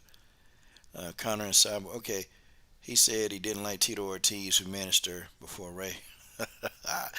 Yeah, you remember Dana wanted to box Tito Ortiz, man. You guys remember that? He wanted to box Tito Ortiz, man, and Tito Ortiz said he turned it down because Dana talking about it was free. Ah, that was funny as hell. All right, TJ347 is in the building. Hopefully, Coach, can you yeah, hear me? yeah, I can hear you. What's up? Oh, nothing, man. I'm just thinking about this Cat Zingano situation. Come on, man. Cat Zingano wanted this fight, man. Uh, I just don't think she should be fighting anymore. Like I said before. Well, I mean, I don't. I think she need to go on and give it up too, man. But woo. Oh, snap combo. You don't have Zoom? Shh. All right, I already got TJ in there, man. Shh. See, I don't know if I can do two different streams, like one with Zoom and one with StreamYard. I don't know if they both will come up at the same time because it might slow my system down. Oh, he got it. Yeah, man. Come on in here, man. We can get in here and talk a little bit. I'm going to talk something for Smoothie King clothes, man. Too lazy to make my own. Yeah, you don't know what Smoothie King is, man? What it is, Coach. But I mean, I'm a Booger King fan. You know that. Oh, man, I can't eat that shit. Ugh. But Man. man, Cat Zingano. Yeah, that's who I'm telling you. Because, Chris Cyborg started back training, and then Kat Zingano started back training. I still say, and I said this before. This is a while ago when we talked about Cat last, and I was saying to you, with somebody going out publicly saying that they had brain damage, how do you get sanctioned to fight? That I still don't understand that. I still have no idea how she's able to get sanctioned to fight, even if she still wants to. I guess it depends on who Scott Coker know or who palms they don't rub. I mean, you don't know, man. You don't know, especially when you got like a lot of money. But I mean, what I'm saying is, if she goes out there and something happens to her, like unfortunately, wouldn't that put Bellator on the hook? Because like she publicly came out saying she had brain damage from the fight with Nunes, like not like a concussion, like actual brain damage. And so I'm like, if you're doing something to allow her to fight when it's been established that she actually has brain damage, that's really negligent. And I think one of the things that bothers me the most is because I mean I like Cat, like personally, but I hate when fighters' health is like it's not a question of whether it's impacted, like Mark Hunt, people like him, and you have fans who are still talking like, well, they should just keep going, and I'm like, because you're gonna be there for them when they've lost their ability to function. Yeah, when they gotta take a dump in a diaper, are you guys gonna be there? Right. So Fans. Trainer. Yeah, fans, boy. Fans are a trip, Fans are a trip. Yeah. Fans are a damn trip. Okay, okay. Let me see. Okay, BJ says Tuesday at 4 p.m. Musti Break will be live, and I guess we can ask him direct questions. Where did they drop his charges? They didn't drop his charges. They actually gave him community service because they know that he hit Cindy. And what I'm trying to do, I don't want to change nobody's opinion.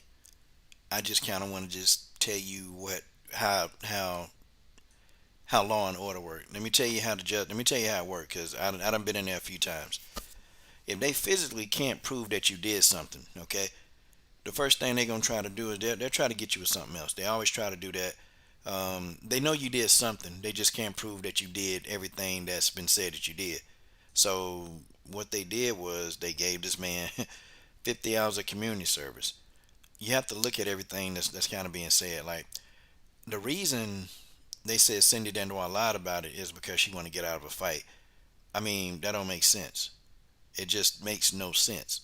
Like, why would you break your own nose and then cut yourself across the face to get out of a damn fight when you can just easily say, I'm injured? I mean, fighters do that all the time. Okay, see, that's one thing. Another thing too, man, this dude Brinker, he's got a history of being violent. He's got a history of this. So this is not the first time that somebody has accused him of being aggressive. It's not the first time. And also on top of that, Cindy was like, oh, I'm not talking to my own brother. I ain't talking to him anymore. And I'm like, damn, for real? Well, that's why, because, the guy said, well, Cindy came out, her nose was broken, and her brother co-signed it. She came back and broke her own nose. That don't make sense. Somebody want to get out of a damn fight to break their nose, man. That's stupid. So I don't know. BJ, you definitely my brother, man. But I wouldn't. It's still a lot. Like, I know he's gonna tell you one side, and that's fine. Hey, whatever you think. Okay, let me get it on combo. He's gonna tell you one side, but then I'm just looking at what's really there. You know, what's there? Like, what's in front of us? Because I understand they didn't drop charges. They couldn't prove they couldn't prove that he did. They couldn't prove that he broke the nose. That's what happened. But they do have proof that they were in a fight. See, him and Cindy and see what Cindy's saying lines up. Like, she was saying, I had to fight him off. Had it not been for my jiu-jitsu training, I could have been injured a lot worse. So she said I had to fight him off. Well, they said they got proof of that. They just don't have the proof that he broke her nose and cut it. That's it. So they only gave him for what he had proof of. Here's what it is. Look at Robert Henry bringing up Carlos Esparza. What are you bringing up? Talk about Carlos Esparza getting out of fights, and he's 100% right. Yeah, it's not hard. It's not hard to get out of a fight, man. You just say you injured. I mean, who's gonna argue with that? Who's gonna argue and say you're not injured? Nobody. I mean, Carla getting out of fights talking about she got a hangnail. So, I mean, how hard can it be? Hey, man, the homie Combo Breaking 99 in the building. What's up, Combo? Hey, what's going on? Can you hear me, man? Yeah, hey, it almost sounds like you in a vacuum tunnel. You sound like you in a George Page Hall of Fame room or something, man. Oh, I'm in one of his rooms. Let me fix that. Oh, there you go. There you go. All right, how about now? Yeah, man. Yeah, we definitely hear you. All right, cool. Yeah, I don't know too much on that Cindy Dandois thing. That's why I'm not really going to speak on that, man. But what else you got for me, Coach? Well, I'm going to be speaking to her sometime next week about it. She's going to come in on the show, and she's going to give an account. I'm going to tell her to you anyway. She's going to give an account for the coach. Well, we talked about Claressa Shields, man, and, say, hey, she said she's going to be the best women's MMA fighter on the planet. She said that's where she's working toward. So we'll start there. Fake news. Oh, hold on. Who was that you said? Claressa Shields. Oh, Claressa Shields. I mean, it's good that she's got that in her mindset to, shoot for that. But, I mean, along the way, she has to understand that there's going to be a lot of humbling experiences in there. I mean, somebody that's coming into the sport with no background whatsoever in wrestling or Brazilian jiu-jitsu, any of that, it's going to be a tough road.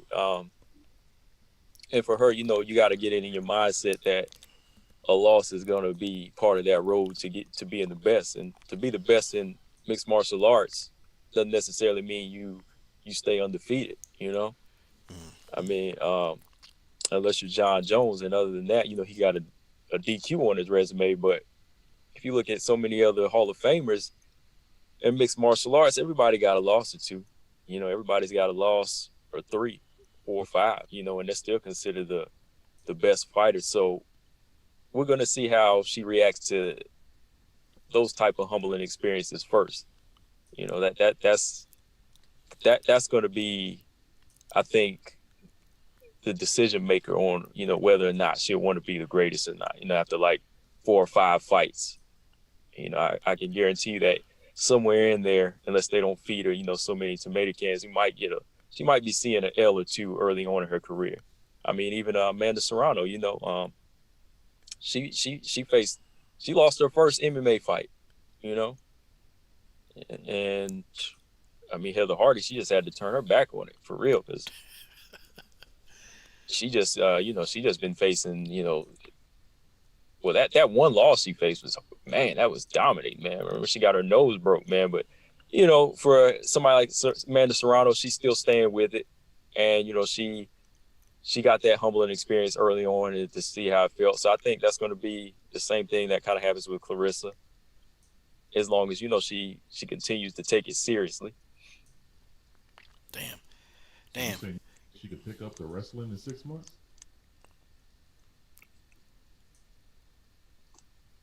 Combo, did you hear TJ question? No, I didn't. TJ, you might tell him again, man. I don't think he heard Yeah, Coach. Can you hear me? you. Yeah, I can hear you. Okay. Yeah, I was just saying the combo. Claressa said she can pick up all this stuff in what 6 months to a year. So I mean, I'm guessing combo don't believe that. No, I mean, I think you can get a little understanding, but actually like letting it flow through your body, that's one thing. I mean, anybody can hear a good song, but can you play a good song? God dog, TJ. Can you play a good song, TJ? Damn, that's Can the you question. can you hear a good what's a good verse from a good rapper, but can you actually bust 16 yourself? You know what I mean? Yeah, TJ. That's what I want to know. Can you bust 16 yourself, TJ?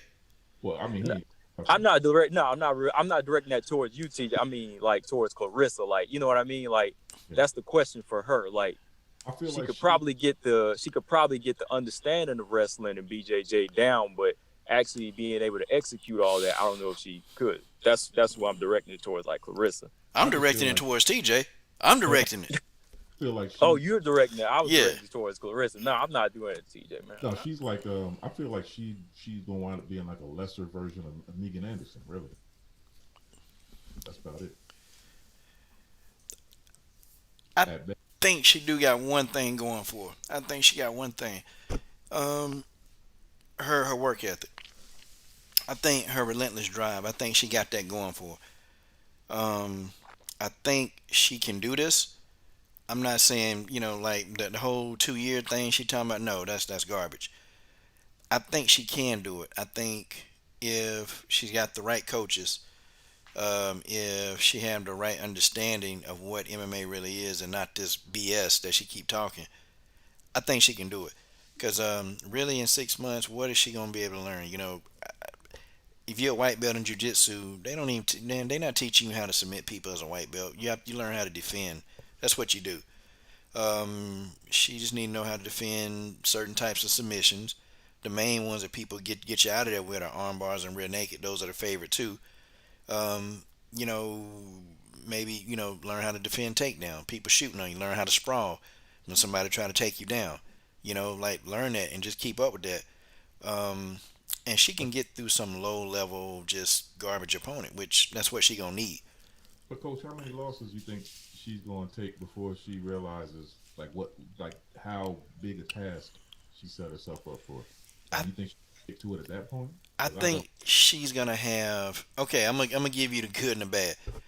I think her first 3 fights, she's gonna win them because the opponents, they're gonna be favorable, right? They're gonna put her in there with somebody who they're not comfortable going to the ground. Okay, they're gonna really put her in there with brawlers. That's what they're gonna do. Okay, MMA brawlers. That's who they're gonna put her in there with.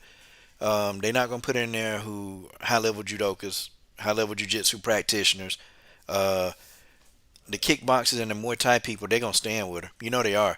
Because they gonna believe that they stand up is better than her, so they're gonna stand right in front of her and they're gonna fight.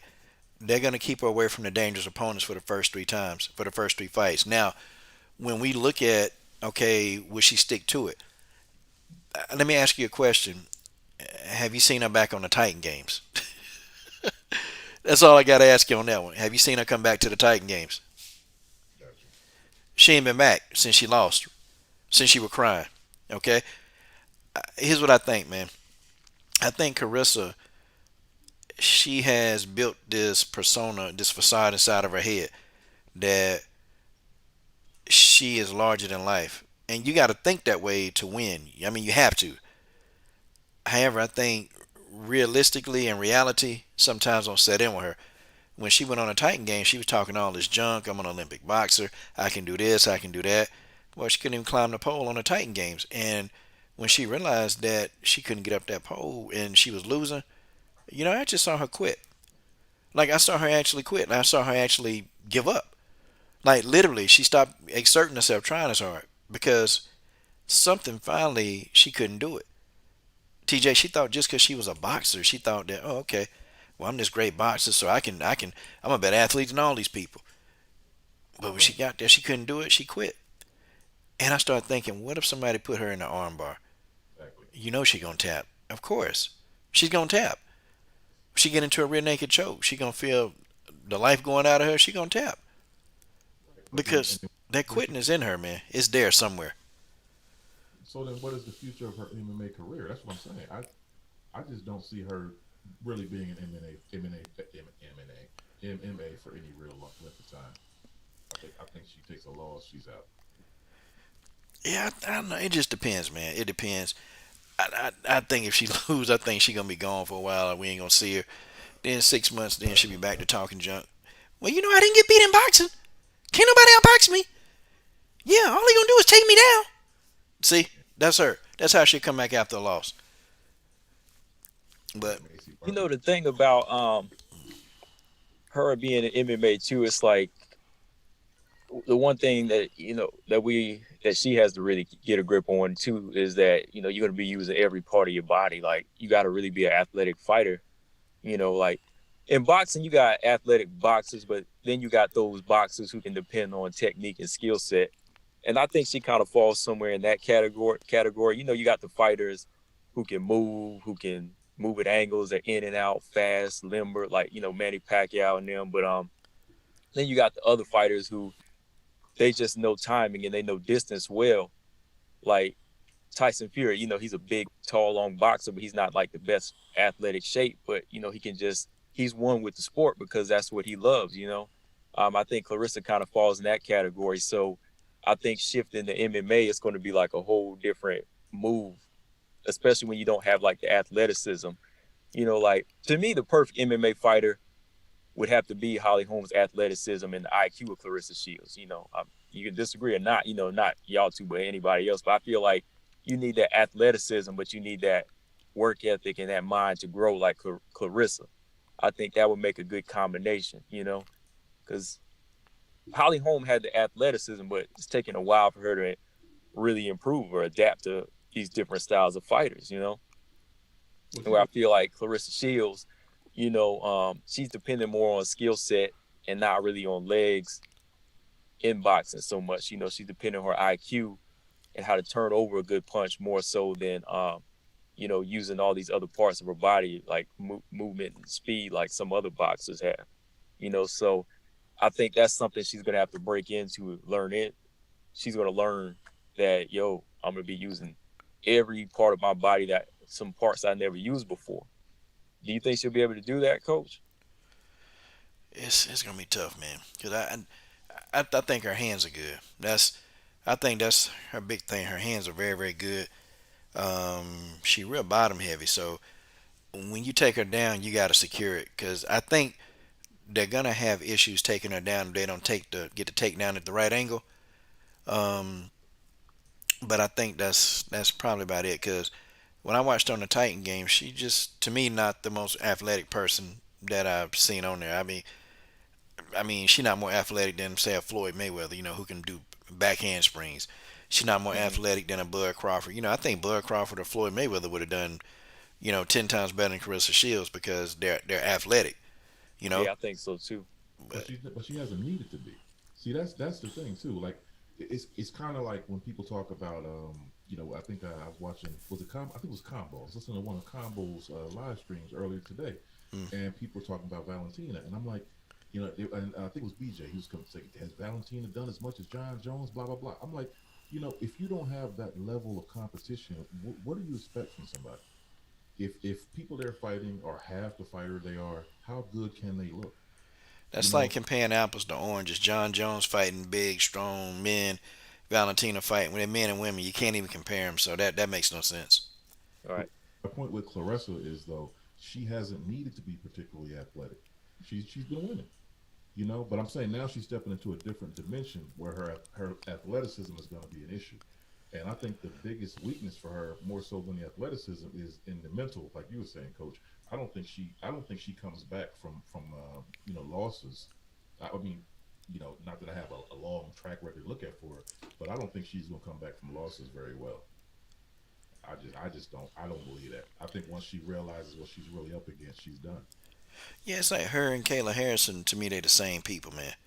Yep, mentally, yes. Yeah, they're the same person. One black, one white, but they the same person. And they think the same. It's amazing. They got the same ideologies. They talk the same. They got the same talking points a lot of times. And I'm just like, dang. And it's a wonder, and they get along. They click. They click real quick. I mean, like Chris was saying, yeah, that's my friend. Me and Kayla, we cool. We mad cool. Well, they think the same, and they ultra competitive. And you have to imagine, man, being in a relationship with these people, man, dating these people. Like everything is a competition with these folks. Everything, you know. Like you can't, you sit down and eat a bowl of soup. Ooh, ooh, but I can eat this bowl of soup faster. You can. Like, can you just sit down here and enjoy the damn soup and shut up? What? No, I eat the soup faster. Like, and that's Kayla Harrison was talking that mess too. Oh yeah, we compete at everything. That drive me crazy, man. That drive me crazy if one of my significant others sitting here, talking about let's compete. Oh, okay. What we gonna compete at? Ain't nobody trying to hear all that, man.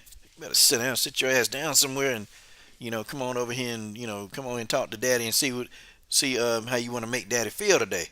It's what you do. Talking about all that mess, man. Crazy, crazy. And you know what? That kind of shows you the difference between, like you said, like a Bud Crawford, even like Andre Ward, like those type of undefeated fighters. I could tell like a loss wasn't really going to make or break them. You know what I mean? Like an undefeated record, it wasn't about that. It was about improving as a fighter. I know Andre Ward said, he made it a mission never to lose again because he didn't like that feeling. But it seemed like his mindset was open to it. That's why he worked harder and harder and thought of all these other like obstacles along the way that could, knock him off course. He just kept improving. He didn't just say, oh, I'm the best at this, so I can do anything in there. No, he had to go in there and, work a style that worked for him. Even, he wanted to do something else, like, he wanted to throw like Roy Jones, but he didn't have the speed to do that, so he had to do something for his body type. Where I'm not sure if that's in these fighters like Kayla Harrison, where they I don't think they understand the possibility that defeat it can be in their future, and that's a dangerous thing, because then it's like, okay, I've been winning for so long, I'm good, I'm invincible. That's the type of shield or bubble that somebody like Kayla's in, But Combo, don't you? I mean, I know for me personally, I actually prefer for fighters not to be out here protecting their own. I like when a fighter is lost already because I feel like it takes a certain kind of pressure off of them. I think that with Claressa and Kayla, I think that they're living in this like bubble of delusion. Mm-hmm. Like they don't. I just, especially with, I'm not going to say especially, but like with Kayla particularly, I'm like, how do you believe this delusion when people are calling you out like a Chelsea Chandler, right? Mm-hmm. And you're dodging these fights knowingly, so you're not invincible. Like you know your limitations. That's why you're not taking these fights. That's why you're trying to fight people you've already beaten before and hide out in PFL, the pitiful fighting league. You want to stay there, safe. You don't want to step up in comp, but you want to talk like you want to step up in comp. You're going to call out everybody, and when they respond, then you disappear. You shrink back. And I'm like, you can never get to the level that you want us to believe you're at without fighting these people. And you're clearly not willing to fight them. So what's the future for you? Yeah, Kayla Harrison talked too much, man. And she ducked that fade with Chelsea Chandler, but she did tell Chelsea, "Hey, I'll fly you down here to ATT. We can fight in the street." That was funny as hell, man. And Chelsea ain't been answering her social media, so I don't know what she's doing, man. And if she don't respond to this damn money, when I tell her, hey, we got a bag for you, she don't respond to that, I'm going to just give it to somebody else. Sometimes you got to be answering. Everybody DMing ain't trying to send you a dick pic, Yeah. but better answer this damn, better answer, girl, because I already got a fight in mind who going to get this bag if she don't answer. Tell you that now. Is it Jillian Robertson? Nah, Jillian ain't getting this. Come on, Coach. You didn't get us for Christmas? Come on. Nah, man. Oh yeah. We supposed to be getting Jillian Robinson these boxing lessons. That's what we supposed to be getting. That's right. Mike Tyson said he'd show us some stuff. Yeah, well, you gotta get that red hair. We're gonna show you a little something here. You gotta be a warrior. You gotta be a warrior. But I think it was Joseph Cordero. He said earlier. Actually, I see it in the chat now. He said you could get away with that back in the days, but now everybody's trained in multiple disciplines. That is actually not true. And we see that when we look at people like Jillian Robertson. I'm surprised when people are young and they're still one dimensional. Like, I understand older fighters, but I'm like, how are you young and you're like, I'm just a wrestler? I'm like, come on now. And This then, is two era, folks. You can't have one skill. You only Yeah, going cause back in the day, I could understand that too. Like everybody is in one region in one country, and that's what their discipline is. But nowadays, you're open to the world, and you're open to Google, you're open to YouTube, and you're open to so many different fighting styles. Now it's like a 20-something nowadays should always have more than one tool in the toolbox. Now, they can't just say, okay, this is my main thing. I'm a grappler. yeah. You can't just say that your whole fight career say, oh, I'm gonna just be this one thing, knowing that the next person to get their belt, they had to be a complete fighter. Right. yeah, well, thing too, man, what's wrong with these people, these millennials, these people now, they don't want to work for shit. They don't want to work for nothing. They don't want to do nothing. They just want everything to be instant gratification. They don't want to, grind. They don't want to do nothing, man. All they want to do, they want to post their stupid lives out on Instagram. And, some of these fighters, they stupid. Like, why would you put that you're smoking weed? Okay, you put it on Instagram. So now everybody know you smoking weed. Okay, now everybody know that that's what you're doing. So when it's time to take a drug test, oh, God, well, dang it. They're going to know to test you because they're going to know you've been smoking weed. Okay? Yeah. Another thing, man. They always coming out here trying to call some damn body out. Like, calling who out? Wait a minute. You finna call somebody out that's got 20 plus wins, top 3, and you ain't even ranked. That drives me nuts, man. That drives me nuts. Or, they want to fight people that, like this whole Jessica Andrade thing. Oh, I'm gonna fight Amanda Nunes. No, you got Valentina problems. You still ain't got the motherfuckers you said you're gonna get. You said you were gonna get Jean Malay. Hell, when is that happening? You still ain't got her back. You said you said you want to get a get back. You want to have a trilogy with Rose. Where is that, Jessica? And then you whined and, oh, I want Valentina. Well, hell, you got Valentina. You got Valentina. Now you talking about Nunes? Man, shut up. Coach, she was just talking about what she would like. She's just dreaming.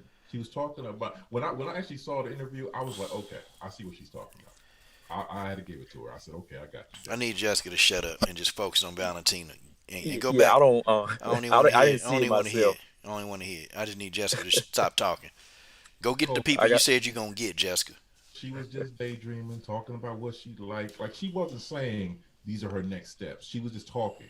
And so when I saw that, I'm like, okay. Because I thought she seriously came out saying, like, this is what I want to do. And I'm like, ooh, that's bad. But looking at what she said, I'm like, okay, I got what you're saying. I mean, it's stupid, but I mean, everybody has a dream. We need to get them boxing And you lessons got to for factor Jessica. in how the media says it too. You got to factor in how the media probably asked it to her. They probably tried to jump the gun. They like to jump the gun, ask you who's next, and if they already got a fight in front of them. Combo, when you look at it, it was kind of like, if you're imagining what you would like in the best of all worlds, it was that kind of a question. Like, Got you. kind of went off, and I'm like, okay, so I kind of see, or at least that's how I read it. Like, I didn't see it like she's saying these are my next steps, but more like, yeah, that would be great, or this would be, a dream of mine. But she know better than that. She can't go up fighting no Nunes. Come on, man. Everybody know that. Man, she better focus on Valentina and deal with the people she says she gonna get. Oh, she can't beat Valentina. We know that. I mean, she can focus all day. It won't make a difference. She need to focus, get ready, and then the people that be asking these dumbass questions, and that's another thing too. Too many of these reporters, man, asking stupid questions, man. They're just stupid. Like, what do y'all think? Y'all wake up in the morning and ask these people these questions, and even like Valentina to the point now, she almost damn like be shaking her head, man. Like, it's like, damn, did you just ask me? Like, what that reporter say to her when she was fighting Jennifer Maia? What that reporter asked her? He asked her, Are you a spy? yeah, asked her what she arrested, and she looking at him like, what the fuck? You stupid. Like, damn. Because if she was, she would tell you. Yeah, well, no, yeah, she wouldn't tell you anyway. I was like, idiot. Yeah, reporters are stupid, man. I'm like, man, we need to get on these. I see comment. We probably need to get on there and ask these people some questions, some real questions. Like, I would like to, but it don't work that way. I was just I don't even know the guy's name. I was looking at this one guy doing some interviews, and I was just like, wow, who is this guy? I was like, I don't even know how he got the job to cover like WMMA. Like I don't know his name, but he just was like asking them some questions, and they were just like looking at him like, man, when is this over? You know? Yeah. But see, you and Coach, y'all, because Combo, I did watch your interview with Lindsey Van Zant, Yeah, that was a good interview, man. and I'm Get watching, a notification. and I'm sitting there, and I'm like, okay, Combo, I see how you're doing it, but then I'm thinking to myself, man, I have some questions, But I'm like, I'll be the type of person they leave my interview by like the third question. I'm gonna hit them with stuff that I really want to know. See, I think a lot of these reporters, they softball these people. But I'm like, hey, what about this loss you had? Like, you plan to get that back, or like I'm trying to ask them some stuff like that. Which, I mean, it's not gonna help you with follow up, interviews, obviously. But Nah, it's just how you ask them, man. Cause I ask fighters about losses all the time, man. Shoot, Yeah. I ask them all the time about them losses. I'd be like, hey, what you gonna do different? See, it's not that you ask about it; it's how you ask them. You I'm know, saying Right. pragmatic about it, and that's where I would have my problem. yeah. Because Coach, you do it in such a way they still talking. I'd be like, well, you got your ass beat by so and so. So what about that? See, that probably wouldn't be the way to do it. So I have to find a way to do like you a combo. Ask a little personal question or a little uncomfortable question. Yeah. Because me and Lindsay, we talked too about when she beat the one Japanese girl with Ryzen. They fought in Bellator, I think, the first time, and then the second time she got stopped. And I talked to her about that, and she was pretty open about it. She was like, she want to fight her a third time. So I was like, okay, so yeah. And when I interview Chris Cyborg, I'm gonna ask her about getting stopped by. I'm gonna ask her that about getting stopped by Nunez. But you can ask him. You can ask some tough questions like Tatiana Suarez. I asked about her neck, and you can tell she took a deep breath. But then man, you got to use these little tricks to set them back at ease so they'll answer the question. Because some of them don't be wanting to answer the question. But I just, if I'm giving up my time today, you gonna answer any question I ask you. You just don't know you gonna answer, but you finna answer them because I'm gonna ask you, and you gonna answer them. But what was crazy about the combo interview with Lindsey Van Zant was I had just like the day before watched the fight with her and Zapatella, and I think that was the fight that was upcoming when Combo did the interview. I'm not sure though. Yeah, it was. Okay, so I had just watched that, and I'm like, wow, what timing is this? And I watched that fight, and I thought Van Zant won myself, but I did too. Like, that's why, like, when I did my post fight, I was like, I'm not trying to be biased, but I'm just like, I thought she did enough to win the fight because she was hurting Alicia in that fight. But Yeah, true that. Well, man, dang. Let's talk about this Jake Paul, bro. Let's talk about, man, look. Jake Paul tearing these dudes up, man. Jake Paul tearing them up, man. But he showed proof, man, that he had $50 million, man, to put up on the table to get Conor McGregor in the ring to box. I mean, man, what y'all think about that? I think Jake Paul, man, I think he's got the mouth that a lot of these boxers need to have right now. He's the guy out there that's saying, look, this is what I want. I don't respect him as a boxer. I still don't give him that credit, but I got to give him credit as the guy that's willing to put everything on the line. He actually showed them. He actually did something we want these real boxers to do. Put the money up and say, put up or shut up. And when you really want something, you want that one particular fight. You don't say, oh, if I don't get this, I can fall back on this, or I'm going this way. No, he wants this fight, and he's going to put up the money. So he did that. I was like, man, like, they keep putting boxers to shame, man. He's putting boxers to shame like this. Yeah, man. He's showing them what to do to get a big fight, man. I mean, the trash talking, you saw what he did to Ben Askren, man. He making, Ben Askren is a notable trash talker. He dismantling.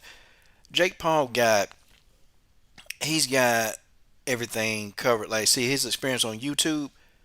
See, he's got like a big platform to just go roast the hell out of these guys to build these fights. So he's already got the YouTube experience, so he knows how to make a video and diss somebody. I mean, well, come on, I ain't never seen you do it, but most of us, we've been on here long enough. I know how to make a YouTube diss video. That's easy. Hell, nothing to it. And Jake Paul know how to do it. So that's one thing. Then two, he's also got the gift of gab. He's got it. He got a mouthpiece, so he can talk And see, these fights are going to get built, and people are going to want to see, oh, can this YouTuber go in there and beat this professional fighter? Now nobody is going to believe that he beats Conor McGregor in a boxing match. Ain't nobody going to believe that, because Conor McGregor will kill this dude in a boxing match. Just what it is. But now, do we believe he can beat Ben Askren? Probably. Probably, because Ben Askren ain't got no hands.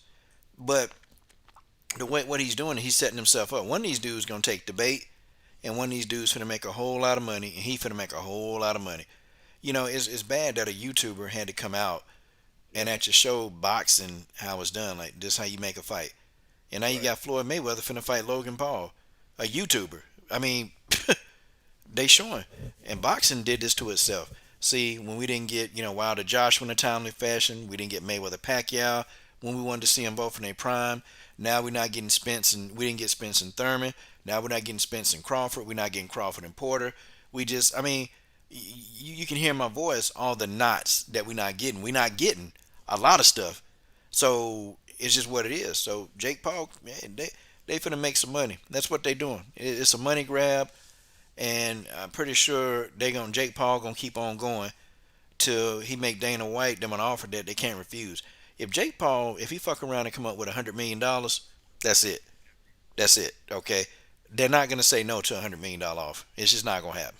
Of course, you're talking about all the knots that happen, and I'm saying that all of that has led to where you get these circus bouts that are more interesting than what's happening, like with real boxers. And that's sad. That's a sad commentary on the state of boxing today. That this is what people are talking about. Yeah, man. And you got Teofimo Lopez just beat Vasil Lomachenko, just beat him, and it's like now he acting like he just the man, like, oh, I'm the A side, bro. You ain't never what? How many pay per views have you done? Any pay per views? Are you a pay per view star? Beating and Vasil Lomachenko wasn't a pay per view star. How the hell you think you the A side, man? And now he talking about he ain't gonna fight. He only got 2 fights left at 135 pounds. He ain't gonna fight Devin Haney. Like, man, are you serious? Man, shut up. Everybody hating on you. Ain't nobody hating on you. Ain't nobody hating on your snagger too fast. And look, Coach, that's the stupidest thing he said right there that turns my stomach with boxing nowadays is the fact that you whine and whine to Lomachenko that you wanted more money. So Loma gave you a part of his purse for even $2 million, right? You win that fight, and all of a sudden you were $10 million for a Devin Haney fight, and then you're gonna tell Devin Haney has to show you something. You just showed the world something in one fight right now. And I mean, on top of that, it wasn't like a spectacular performance. It wasn't no like jaw-dropping performance for him. I mean, he almost got started. He almost let Lomachenko come back on him in that second half of the fight. So he's still out to prove something. So who has to show him anything? Combo, you got to ask for it if you want to get it now. Now, I hear what you're saying. But what they say, closed mouth won't get fed. So he gonna try. 10 million. If I was Eddie Hearn or any of them guys, I wouldn't give him that. I would let him go. I'd say go find it yourself then, because you ain't worth that. Yeah, but he mean 3. He's nowhere near worth that, man. He ain't nowhere near worth. And see, and Dana White's smart, man. Dana White will talk it up, but he ain't gonna put Jake Paul in the octagon. He'll see what he'll do. Dana White will say, "Oh, I'll let my fighters box you, but I won't let you come into an octagon." Like, come on, man. Because it's a lose-lose for Dana White to put him in an octagon. It's lose-lose. Because if he get in there and beat him, oh, well, yeah, you were supposed to beat him because he really ain't a fighter anyway. But now if he come in and win an MMA bout against any level of fighter he got, guess what? Then they're going to question all the 30 or 20 years of MMA. People going to question those years like, dang, are these fighters legit now? Were these fighters ever legit? They're going to question that. You think that maybe that's why Dana won't do it? Because that's what I'm thinking. I'm thinking that Dana is happy to, put these boxing matches on and, ruin the integrity of boxing, but he's not going to let that come over into the UFC. Like, if you're going to do an MMA bout, it's not going to be in the UFC. It's going to be in the UFC. He's not going to allow that to come into the UFC. Yeah, nah, man, because he can keep making his money on the best fighting the best. And these circus shows, he ain't trying to hear all that, man. He'll let boxing do it. Yeah. He'll let boxing do it all day long, because I think Dana know what's going on with boxing. The money in boxing is finna dry up, man. It's about to dry up. That people are still, like, I don't even know anybody. Like, and I remember boxing fans from 10, 15 years ago But I mean, even they're not watching fights anymore. I'm like, wow. So where's all this money coming from? Yeah, I don't know how, man. They snapping their fingers or getting the mob to give it to them. Hell if I know. Ooh. They leaving it because, like you said, coach, there's so many knots. Because think about it, man. Like if this was like MMA, all them fights you mentioned, that would have been past tense. We would have been talking about them fights, right now. You know what I mean? Like if Thurman Spence happened, if Thurman Crawford happened, or Spence Crawford happened, if this was the UFC, if it was that type of format, they would have all been past tense now. Yeah, you're right. Yeah. Damn right. Damn right. Damn right, son. Damn right.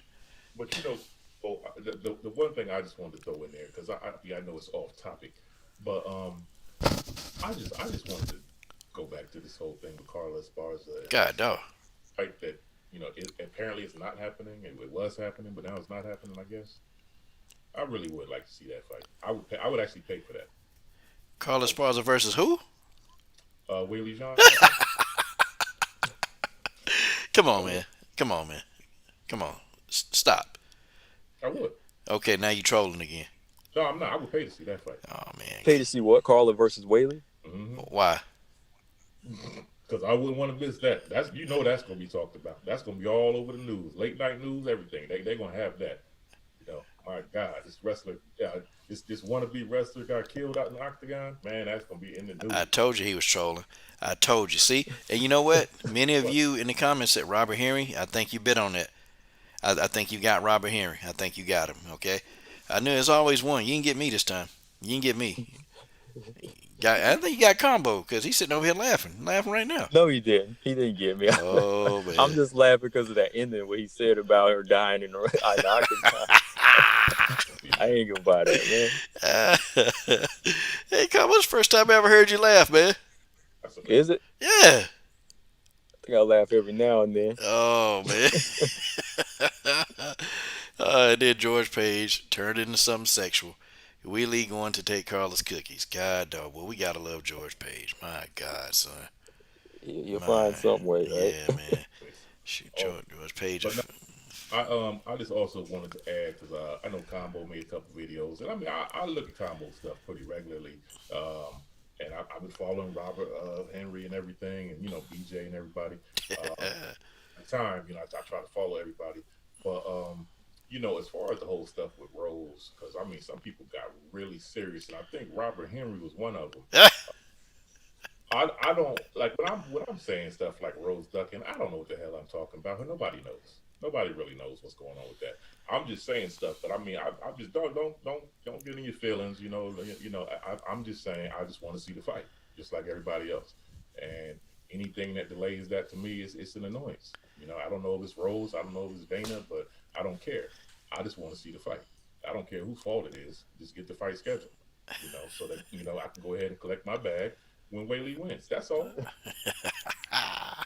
But yeah, that's something I talk about too. But I'm not, I'm not emotional. I don't look at it like that. I mean, my thing is like, don't, people just keep quiet if you don't know what a duck is. If you've never been near the ring, or you've never been out near the octagon, or if you've never been in a street fight, never called you out,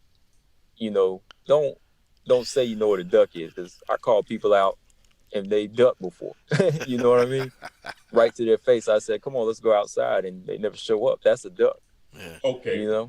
But I'm saying, for me personally, I get what you're saying. But Coach knows, I'll just be saying stuff because it's funny. It's funny to me to watch somebody who has never met somebody, don't know them from anybody, get all emotional because you said that they ducked. Like, right. I'm like, how in the hell are you writing this whole soliloquy, as coaches say, about how this person didn't duck? Like you personally spoke to them and you know them and stuff. I'm like, man, it's not even that serious. And my thing right. is, look, yeah, I'm not the type to do that. I'm not going to go to that effect to write you write a whole narrative on that. I'm just going to give you the basics on what a person has going on in life. Like if you have a death in the family, I'm going to stand by that. You're not ducking.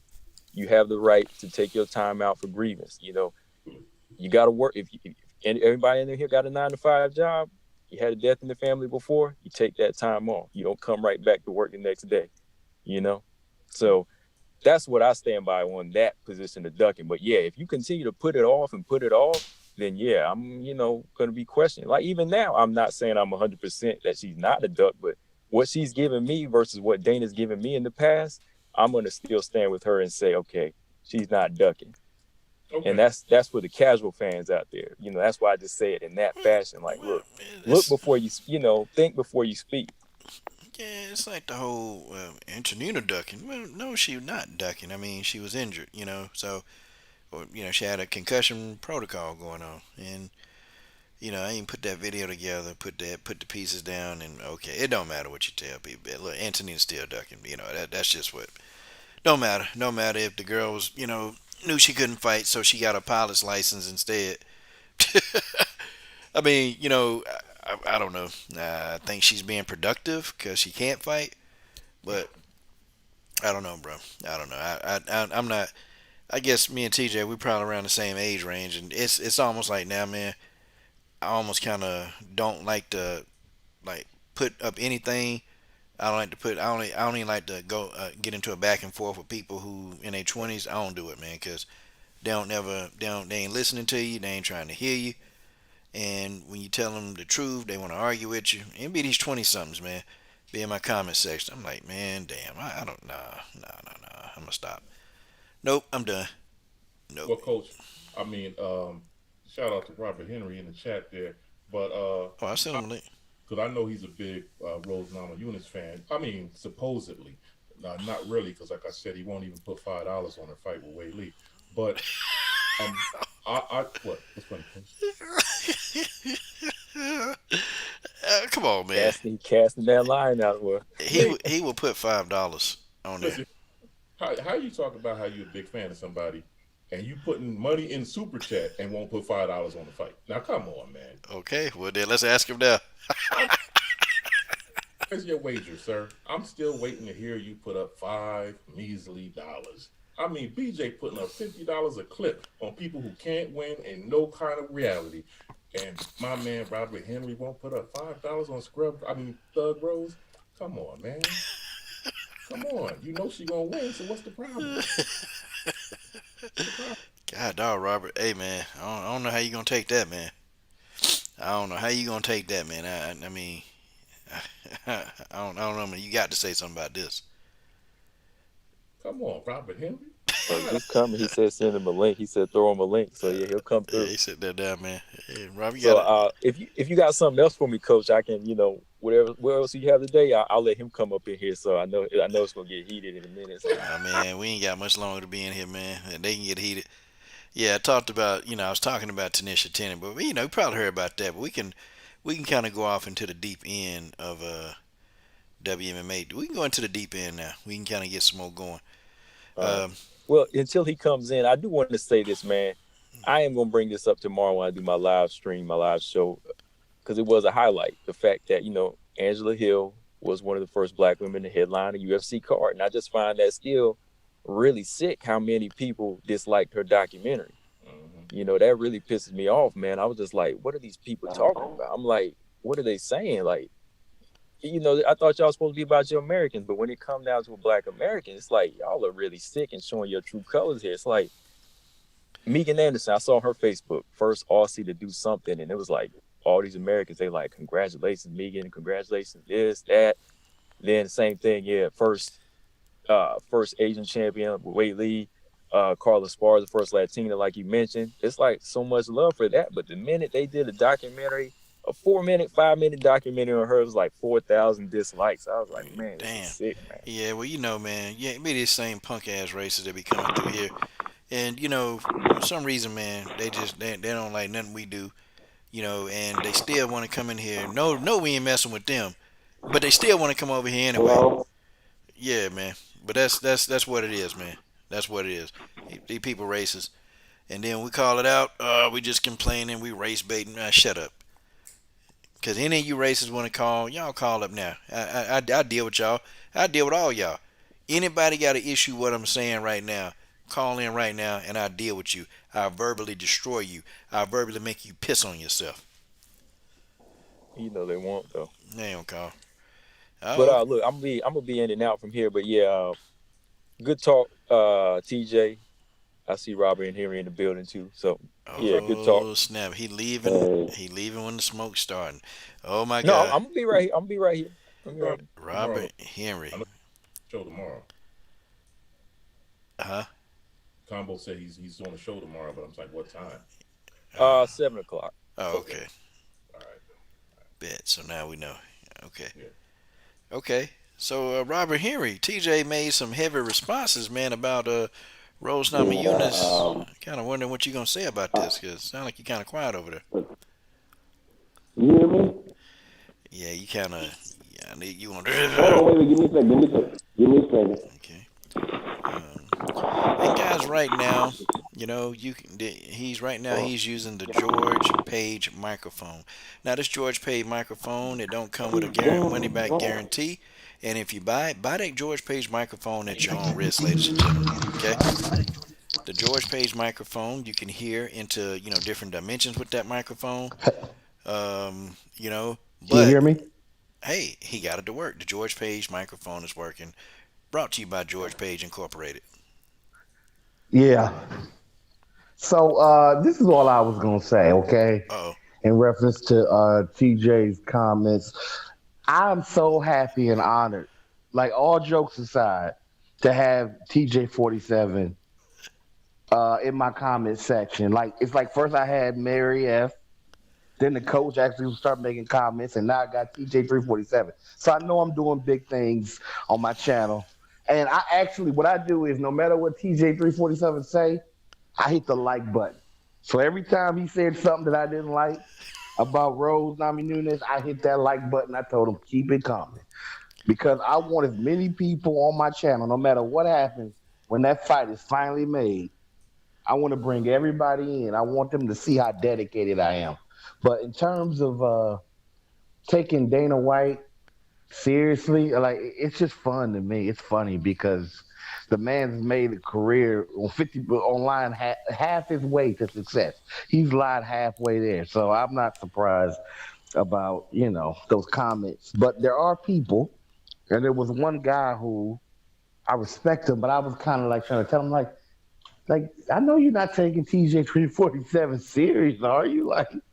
I'm thinking he actually getting mad about it. Like he made it sound like it was out in the street or something like that. But I wanted to go back. It's sad that that Combo left because I was about to. Oh damn! I was about to. No, I'm not going Combo. I was about to piggyback off of something that he said about ducking. So I made a video. One of my last videos I made called, Define Duck. Basically, what is a duck? And I noticed over time, people who are WMMA fans and MMA fans in general. I'm still here. Hey, what's up? All right. They keep changing the definition of duckery to fit their fighter. They got this customary duckery thing. Like your fighter is ducking if they have a family issue. But if your fighter has a family issue, it's not ducking, right? So I just said for 2021, let's just keep the same energy for all of our fighters. So if you want to say my fighter is ducking because they got hit in a car accident and they're in coma, your fighter is ducking if they get hit in the car and they're in a coma. If the president of the company says your fighter don't want to fight because that they don't want to, they're afraid to hold the title. Well, then it's the same with my fight. What I'm saying is, stupid is coach as stupid does. If you're going to speak ignorance, don't TJ, and you're going to keep presenting arguments with no evidence at all, and you're going to bring it to the WMMA universe, like we're going to take that shit as fact. Just stay with it. Okay. Never mind. I'm not even going to use that example. I'm going to try to keep it somewhat PG-13. But basically, if you keep doing dumb-ish, just be consistent. That's all I'm saying. I understand a lot of people are upset that Rose hasn't had the Whaley fight yet. I am too. But when you look at the business angle of it, you got to take care of yourself because they know what damn sure ain't trying to take care of you. So that's my thoughts really on that. But me and TJ, we're good. Hold You on. know, NASA thumbs up. Uh-oh. And Here you come. but I mean, I'm on it, huh? I'm trying to understand what's going on.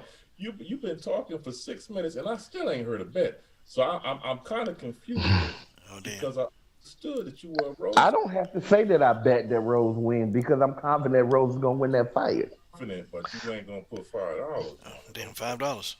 Because I'm saying confident about something. I put $1,000 on it. I know it's going. Oh, damn, a rack. Be confident. And I'm kind of curious about that since you're a big Rose fan. Sounds like you really know better. Yeah. Sounds like not as delusional as you say in them videos. Okay. Damn shows a Rose fan. No. My investment of $1,000 is gonna make me more money than whatever you trying to do. So I'm not worried about that. I'm an investor, not a gambler. An investor too. That's why I'm investing in Whaley. Invested in gambling. That's okay. I can respect that. It's not my game. I mean, you know how you go to a party, you see a bunch of entrees, you try some things, you're like, you know what? Yeah, it's not really my thing. That's all. But I'm gonna tell you like this, and I understand what you're saying 1,000%. But I have made damn near a living betting BJ. So I You have. said it. It's not even a bet. It's just like a delayed collection setup. That's kind of how that goes. But yeah, man. I mean, It's like a form of residual income or something, huh? exactly. That's what I told you. I said, look, anytime you want to bet, I'll take it. I don't care who it is. I'll take the bet. Oh, so he's not going to take that bet. Hmm? Oh, so he's not taking a bet. Oh, Who's not? wait a minute, Savage. Oh, so Savage not taking that $5 bet. No. Oh, damn. No, he knows. Man, I can go to Subway with that $5. Put one more dollar there. Oh, Give me a nice little man. sandwich, man. I'm good. Savage isn't taking the bet. What the hell's going on? Oh, man. He know better. Oh, my God. He know better, and he ain't the only one either. Tay Brown, I see you. All right. Oh, yeah. They ain't called out Tay-Tay. I ain't calling out Tay. I'm just saying these Rose fans is hilarious. I mean, y'all know she can't be Whaley. All I'm saying is this. Money aside, when the fight is over, I will get right on this Lions Den show, and you can say whatever you want to me. But if and I don't mean like a insulting way, but I mean, but you can let loose. But if Rose wins, I'm coming for you. I'm going right to TJ 347. Like, where is he at in the comment section? Hey, I'm not about that because I know it's not going to happen. So I don't Okay. Well, you can be Negro Diamonds all you want, but Rose don't care nothing about that stuff you saying, Negro man. Diamonds, damn. Brother. But hey, it's gonna be a good fight though, man. I'm excited. I'm just. It's just I feel like I'm holding my breath, waiting for it to happen. But there'll be plenty of things to get into before that. So, was there anything, Coach, that you wanted to ask me while I'm on here, or anything relative to topics or whatever? Man, I just think man, I think you need to be ashamed of yourself, man, especially for that for the Jillian Robinson Sunday morning roast. I mean, yeah. Oh, you laughing? They liked it though. Man, you laughing at that, man. And then I you know what? Be ashamed. You should be ashamed of yourself for that. Then the Mackenzie Dern roast that you did, the Aleem McFarlane video. Damn, man. Yeah, you should be. I wasn't roasting anybody. I was just telling the truth as far as I know. You should be ashamed of yourself, man. You should. And then the Jessica Andrade video. I couldn't believe what I was hearing with this Jessica. I mean, damn, dude. You should be ashamed of yourself for this. God. No, look. Did you? Hey, wait. Did you see the Kayla Harrison one? The last one I did. I can't believe these things. The one with the ducks in the background. That was full representation of her and her team. I mean, what did TJ? Am I lying? I see your videos, man. I mean, to me, they're all funny except for one. Yeah, they're funny as hell. And it not only was it not funny, but it wasn't accurate, and it had to do with. Oh damn! Whoa! I know you're gonna take this. Hold on, what's going on? Let them talk. I want to hear. No, your Claudia Gadea comments. I didn't appreciate that video. Oh, All of my Claudia videos are designed like that to make you mad. That's why. No, That's why. now after I watched the first, Oh, I damn, he's haven't watched. laughing at you. I haven't watched any others. So you watch which one? Because I got a lot of videos where I talk about Carla. So Did a roast give, Claudia. huh? I believe it was a Claudia Gadelha roast, and I didn't find that one to be interesting or funny. Oh, I'm sorry. I guess you're just gonna have to not find it funny, but everybody else did. Hey, are you talking about the one where I had Dana on it? I don't remember Dana being on it, but Because it's two up. Go ahead. it don't really matter. The bottom line is, regardless, it wasn't accurate, and you need to raise the level of journalistic integrity. Yeah, damn. You know what? Show hell do. You know what? Hey, I want everybody in the comment section. Show hell do. I want TJ 347, Coach Sheldon Harrison, and everybody in the MMA world to know I will raise my level of WMMA journalism when the people who I criticize raise their level of fighting. When they become better business people, better fighters, and better entertainers, I guarantee I will do 4 years in any formal school that the WMMA universe is offering. But until I see a massive improvement, I will not change what I do. Actually, I am going to change it. I'm going to double down on what I've already done. But how does So that? huh? We got a legend in Claudia Gadelha. I don't really see what's funny. She is a legend. You mean that slowful, woeful legend? That ham and cheese I'm sorry. after 8 o'clock eating. You just made like last. I mean, come on. I mean, she game. I mean, it doesn't matter if you're not impressed with her today. I'm saying she's legendary. She'll be asleep tomorrow. What is she gonna do? Is she even gonna be a contender like this time next year? Is she even gonna be a contender? Saying, I mean, she'll be eating tenders and fries and whatnot, but I don't think she's gonna be a contender because Yawn took her to school. Look, man, I think you hating. The whole Montana De La Rosa stock going video. That video. I'm sitting here thinking to myself, man, how can somebody make up stuff such as this? I mean, damn, what the hell's going on with this guy? That's Mark De La Rosa. He made up that fighter. I didn't. Man, It ain't my fault. that video was funny. Did Montana De La Rosa stock really go up last night? No. You want to hear something funny? Coach? I still had to watch that video from time to time. No, but coach, listen. Yeah. Think about it. Honestly, to a degree. And you can feel free to disagree. But a fight where stock has maybe gone up and losing, maybe. I mean, to a degree, was Jennifer Maya's fight because she still got dominated, but she still did more than anybody else in that division was able to do. Maybe her stock went up just a inkling, maybe just a little bit, right? Shoot, Chris Cyborg, when she got knocked out by Nunes, it's like how Her you stock actually went up. how the you get More knocked than out. Nunes didn't even get 100,000 pay-per-views after that. How did you knock somebody out and your stock go down? I'm not hating. I'm just saying. And Chris, they using it too, boy. They using that. I'm telling you, they all over that too. They don't care. They want to make some money. I gotta disagree with you on this whole pay-per-view thing with Nunes. I mean, I pay-per-view suck, Oh, dog. you disagreeing with the numbers now, huh? I mean, she's making some good money What I'm first of all, I'm gonna say two things. One thing is when people say this, a lot of times, and I mean, and I'm not saying this is any kind of disrespect to Coach because it's not. A lot of times, what I see is people repeat stuff Coach says. Now, Coach will say this because it's coming from somewhere. What they're saying is coming from Coach. You follow what I'm saying? Now, when you pay-per-view with Nunes, what women out here are selling 1 million pay-per-views? Give me the name. Tell me what fighter that is. I never said anything about women selling 1 million views. I was just saying that Chris was more than tripling what Amanda Nunes on average what she does. So get that straight. And all this shit about people repeating what Coach. Well, first of all, Coach is a reliable source. Now, and if Coach gets something wrong, he will admit that he got it wrong. But second of all, Second of all, I can name the websites that I went to and to verify certain things. And if I Yep. say something that's not verified, or if I say, hey, it's just my opinion, or I will find this and put it in the link, because I'm not perfect.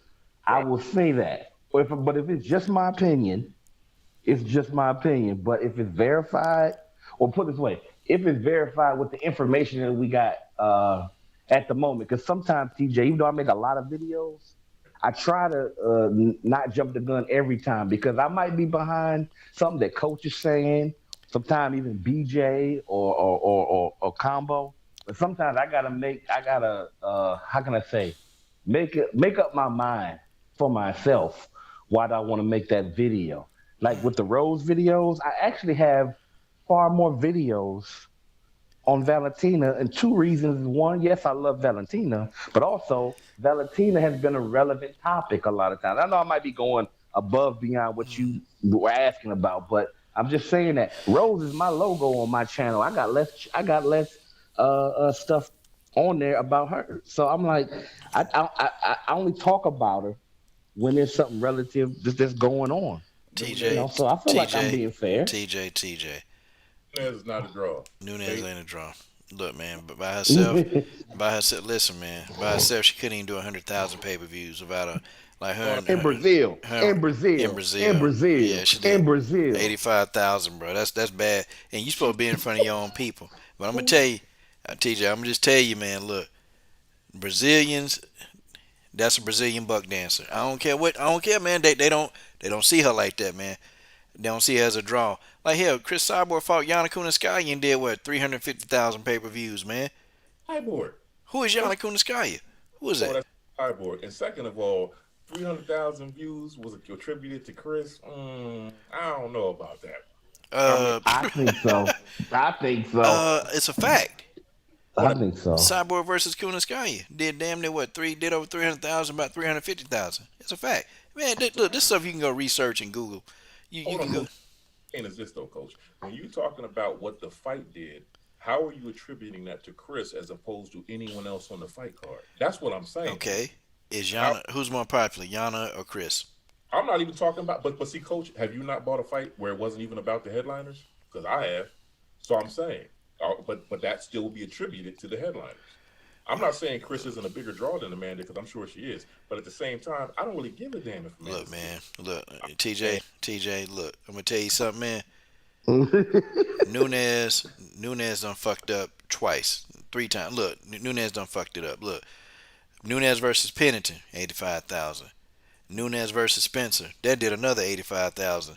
Now you think the UFC will learn their lesson before they put her on the main card? Nope, they ain't learned their lesson. They ain't learned their lesson at all. And then come after that, shoot, Nunez and Shevchenko too did 100,000, and that's low, man. That's real low. And hey, this was Valentina What did first the? pay-per-view, and Hey, let me ask you a she had to question. get on there with Nunez and help mess that up. And I want to be honest here. I don't know the numbers of the Holly Holm fight. What did the numbers do then? Holly Holm And who versus was the Ronda A Rousey. sides? No, Nunez. What did those numbers do? Well, that And wasn't the who main. was? That wasn't the main event. Oh, that's right. It wasn't. That was the co-main event. Yeah. Okay, but then again, if we're gonna do that, then Damn, Holm we versus could the Red say Man that did 200,000. no, but we can say, listen, we can say that. I wish I knew what the main event was because it's true that sometimes the co-main events not only do they be better, right? For some, but also, yeah, it does beef up the fight. But I'm like, but the bottom line to me is if the main event wasn't good, I don't think the numbers would be there unless you had a super duper anticipated one. When the last time you seen Conor McGregor, Khabib? I think Tony just started doing. Well, no. Nah, that's not true. That's not true. He had some co-main events or whatever, but usually the top two are the top draws. I mean, that's pretty much the evidence. They try to push the people who either it's one that the A side is so big or they're both big together, but they're not going to put somebody at the top. And that person at the top, if they the main draw, they don't have a big enough fan base to at least take more than a third of the tickets or something. You know what I'm saying? Yo, It's hard to even know that. Like that's a lot of information you ask. That's some insider stuff. I don't know. Maybe Alan just Well, no, based on where WMMA is, how are you going to sit here and act like any female fighter is going to pull in these numbers? Like when you have John Jones or Henry Cejudo, when you got people like that fighting, that's where the numbers are coming from. So when the women headline, regardless, the numbers are always smaller. I mean, it is what it is. And on top of that, you got people like Nunes and Valentina fighting cans. I mean, relatively speaking. And so it is what it is. I mean, so Ronda didn't pull yeah, numbers. man, Ronda pulled in Man, toward the come end of her on, career when man. she fought Home and Nunes. She pulled in 1.1 million. Man, please. Ronda Rousey pulled in Put it this way, 1.1 TJ. million. I agree with you to a degree, but I think you're really underselling WMMA right now. It's bigger than that. It's a little bit bigger than what you're saying. Yeah, but Amanda Nunes and Misha Tate did a million. But then Nunes and Pennington, 85,000. Nunes and damn Spencer, 85,000. Like, what? Come on, man. all right. That's crazy. Nah, man. The problem is Nunes. It's just what it is, man. I mean, she beats your favorite fighter. That's all I know. I know. I mean, she do that. Ain't nobody paying for it. Ain't nobody paying to see her. Nunez must be no sale or something, man. I don't know what the hell going on. Robert, let me just say, Told you, man. She be buck dancing, Huh? man. so I just wanted to say this because a lot of people they don't seem to understand. They come up with silly stuff. The bottom line is this, okay? I understand Amanda Nunes. Let's just say she's not a draw at all. Nobody will pay to see her fights. That's fine. She still beats the hell out of your favorite fighter. And so if that's the only attack you got for Amanda Nunes, that and her RV, who's really winning? I mean, listen, Amanda beats people. That's what she does. But that damn RV dusty as hell, man. Come on, you gotta admit that damn RV dusty, man. AB, but you know what though, Coach? When that's all you got to come up with, I mean, She dug the sideboard the first time. The sideboard beat people for 12 years. She beat people more years than she did. How about that, man? Yeah, she ducked Cyborg Dana, in the strike Dana, 4 days. Dana forced her out. Cause see, let me tell you what happened. She did when they went strike force, man. She ducked Cyborg, and she took a lesser fight with Alexis Davis because she was supposed to beat Alexis Davis, and she was actually winning, man. But you know, Amanda was having the cardio issues back then. I'm gonna attribute that because Alexis Davis actually was able to get that takedown, man. And man, I was like, oh man, this can't be happening. Nunes really getting beat like this, but yeah, she ain't had no cardio tank back then. And that's how Kat Zingano beat her too. It wasn't because Kat Zingano was like a better fighter. It just Amanda Nunes didn't have the stamina to deal with these people. I mean, she do now.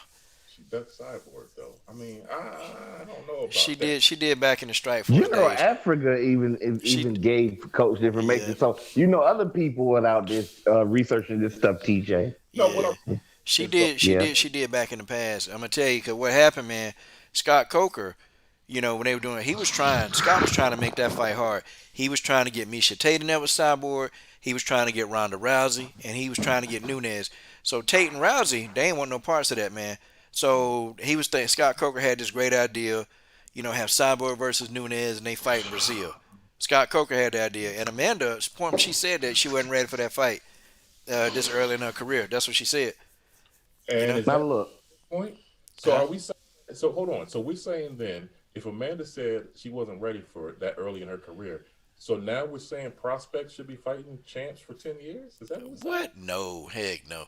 But Come on, Amanda wasn't even a prospect back then. Amanda just said she wasn't ready. early in her career. Yeah, That she, not- but man, but she, she also waited 9 months. I mean, she waited as long as she could to avoid that damn fight. That's the bottom line. And all this stuff about, well, she beat Cyborg. That's not- Before Cyborg fought her, she was the consensus best. But nobody got behind her. Nobody got behind her. For even though people don't like Amanda Nunes, she's got way more praise. And all that come from Chris's shit. All of her shine came from Chris. Even when she beat Valentina twice, she was not seen that way. One fight that could have went either way. Chris got caught, and all of a sudden now Amanda is hands down the best. Nobody can compete with her. And the way that she came up, she had people on her resume because she was getting more people willing to fight her. Right. all the people that Chris didn't get to fight because even when she was clean and they knew that she was clean, they still wouldn't fight Chris. Hell And no. before they didn't even Look, that didn't I even give you a happen. list. I can give you a list back then. Julia Budd didn't want it back then. Misha Tate, Ronda Rousey, Nunes didn't want it back then. The only person who really, really, truly wanted to get in there, Gina Carano had called Chris Cyborg out. Nobody was calling out back in 08 and 09. They ain't want to, man. They were I saying nope. respect Carano for Gina that. She was Carano the said only one nope. willing to fight Oh, her. and Marlus Conan. Marlus Conan called out because she wasn't even. Well, nobody trying to call out because Marlus Conan said I'll fight her. And then when Marlus Conan got beat, she said, "Oh, I want to fight her again because I think I see something that I can exploit." You know. So those are the only people who wanted to fight back then. The rest of them, man, they said, "Hell no." Nunes is a great fighter, but she had the fortune of running into a beat up Rousey, and she would have beat anyway, probably. Once Rousey lost, she just like you said earlier, TJ, about Harrison and whatnot. There's a very likelihood she won't be she won't be no good after that. So I think I give her credit for taking advantage of the opportunity she had, but damn if it didn't line up for old RV driving ass. Like, man, I'm telling you, she got it good. What you're leaving out of all this is because you see here talking about all the people who would fight Amanda, who wouldn't fight Chris. Amanda had to win. It don't matter that they just think she fight him. She had to win. And she has some losses on her. I mean, I see George Page doing his usual referencing had back in 2004. Like, that's relevant. We already covered that with Roger. You know, I don't know what this whole thing. I mean, okay, Amanda lost to Kat Zingano. George makes a good point. We know that. Chris has losses too. Do we bring them up? No, because they're not relevant. You know, she lost to Amanda Nunes. Okay, could have gone either way. Obviously, I understand what Robert's saying with that one. But it's like, if all you can do is bring up a loss from 2004 and talk about an RV, again, I'm sorry, the GOAT's still winning. I mean, the GOAT is still winning. You're convinced that that's the GOAT. Okay, the whole GOAT argument is meaningless anyway. It's just somebody's opinion. But at the end of the day, you act like no, it is. It is. I don't know, cause look, all man, of it, all of it, all of it is. When we look at paper, when we look at it on paper, listen. I'm not saying they got no paper on it, Coach. What I'm saying is, after Michael Jordan, everybody in every sport started having GOAT conversations. Back in the day, we wasn't even talking about that. They were talking about all the great players, the 50 greatest NBA players, the greatest. I mean, in some sports, like you had people like Gretzky, they were just so good. There may be only one or two people they compared to it. But now you beat one person that been dominating everybody else, you instantly become the greatest, and it wipes away what everybody else. Man, we gotta really. And MMA fans, listen, we gotta have a discussion. And MMA fans, we gotta have a discussion. We are, but a lot of MMA fans, I'm not saying, and I'm not even saying TJ is this, but a lot of MMA fans, they got a short history. They don't even know, like, Conor McGregor knocked somebody out, and that person's whole career, they may have dominated 9 or 10 years, and all of a sudden, he's the greatest. And he don't even necessarily have the resume that some of these other people got. I hear you talking, but when you look at Amanda Nunes' resume, I didn't say anything. Look, man, look, man. First of all, the damn woman ain't lost in 5 years. She ain't lost a fight in 5 whole years. And then second, you look at her resume, it's loaded, man. It's loaded. Look, she got Jermaine on there twice, okay? She got Valentina on there twice. She got Cyborg, okay? She took Cyborg head. Okay, hell, she was back in the day fighting people like Sarah D'Elio. And Sarah D'Elio was supposed to be like some kind of like just tearing people up, man. Amanda Nunes ran through Sarah D'Elio. Then she fought against, Porto. And, you know, Porto was fighting everybody back then, which I don't understand why Porto ain't in the UFC. But, man, Amanda done been in there with Hall of Famers. She done been in there with Trailblazers. Yeah, I mean, Amanda resume, she probably got, me personally, I think she got the best resume in WMMA history right now. I think her resume is the best because you got to look at it. We can still argue the point. Well, okay, we can say Cyborg, all these people ducked her. And they did. All these people ducked Cyborg. But they got in there with Amanda Nunes, and she won. See, I hate Nunes, and I even hate to have this conversation about that old. God, man, I hate to have this conversation, but she got some scalps on her resume. I mean, this woman got serious scalps, and when she got Chris Cyborg's scalp, that was just the icing on the cake. And then when she put Jermaine Durandeme's scalp head on the platter, that was it. Then she went in there and knocked Holly Holm ass with her own move, the head kick. It just pretty much, man, it solidified any question, man, about who it is. Now, The only thing that we can get at that we got left, there's no chance of Cyborg fighting her again. It's not gonna happen. But Valentina, there's a small chance that Shevchenko may get to fight her again. Now, if Valentina even beat Nunes, if she even win, well, we still gotta, they gotta do a trilogy. Because I still, even if Valentina beat Amanda Nunes right now, I'm still not gonna put Valentina number one pound for pound. I can't do it because of Amanda's body of work. She got the best body of work in MMA. I mean, she just do. I mean, she got Tate and Rousey. Right. Then when Baszler was still relevant. Hell, she beating the hell out of Baszler. I don't know when that was. Crazy. Okay. Let's flip it then. If her resume is so good, you're telling me if Chris beat her, then she can't be over. The thing based on the people that she recently beat. If Chris see what beat I'm her, saying? You see how thin the argument is? If Chris beat her resume is so good. It is good. It's and very she good. beat Chris. And it's that much better than Chris's. You're telling me the fact that she already beat Chris doesn't put Chris over. They got some same opponents in common. They both do. They fought some of the same people. But what I'm saying is, Amanda Nunes went in there. She knocked Chris Cyborg out brutally. Okay, they would have to fight a trilogy in order to determine. But see, if Chris come back and win and beat Nunes, okay, we can have that discussion. Okay, well, who's really the best? Well, me personally, I still got Nunes. I'm going to still have her simply because of her body of work. See, I go by body of work on everybody. When I look at a resume, I go by who have they fought, who have they got in there with. This woman got damn near everybody that you can think of that's done either fought for a belt, held a belt. She got their scalp, okay? She got their scalp, their head on the wall. You sure you're not going to change your mind if Chris win? If Chris win, I'm going to say they got to go to a trilogy. Okay, all right. It's going to have to go to a trilogy. And it depends on how Chris do it, too.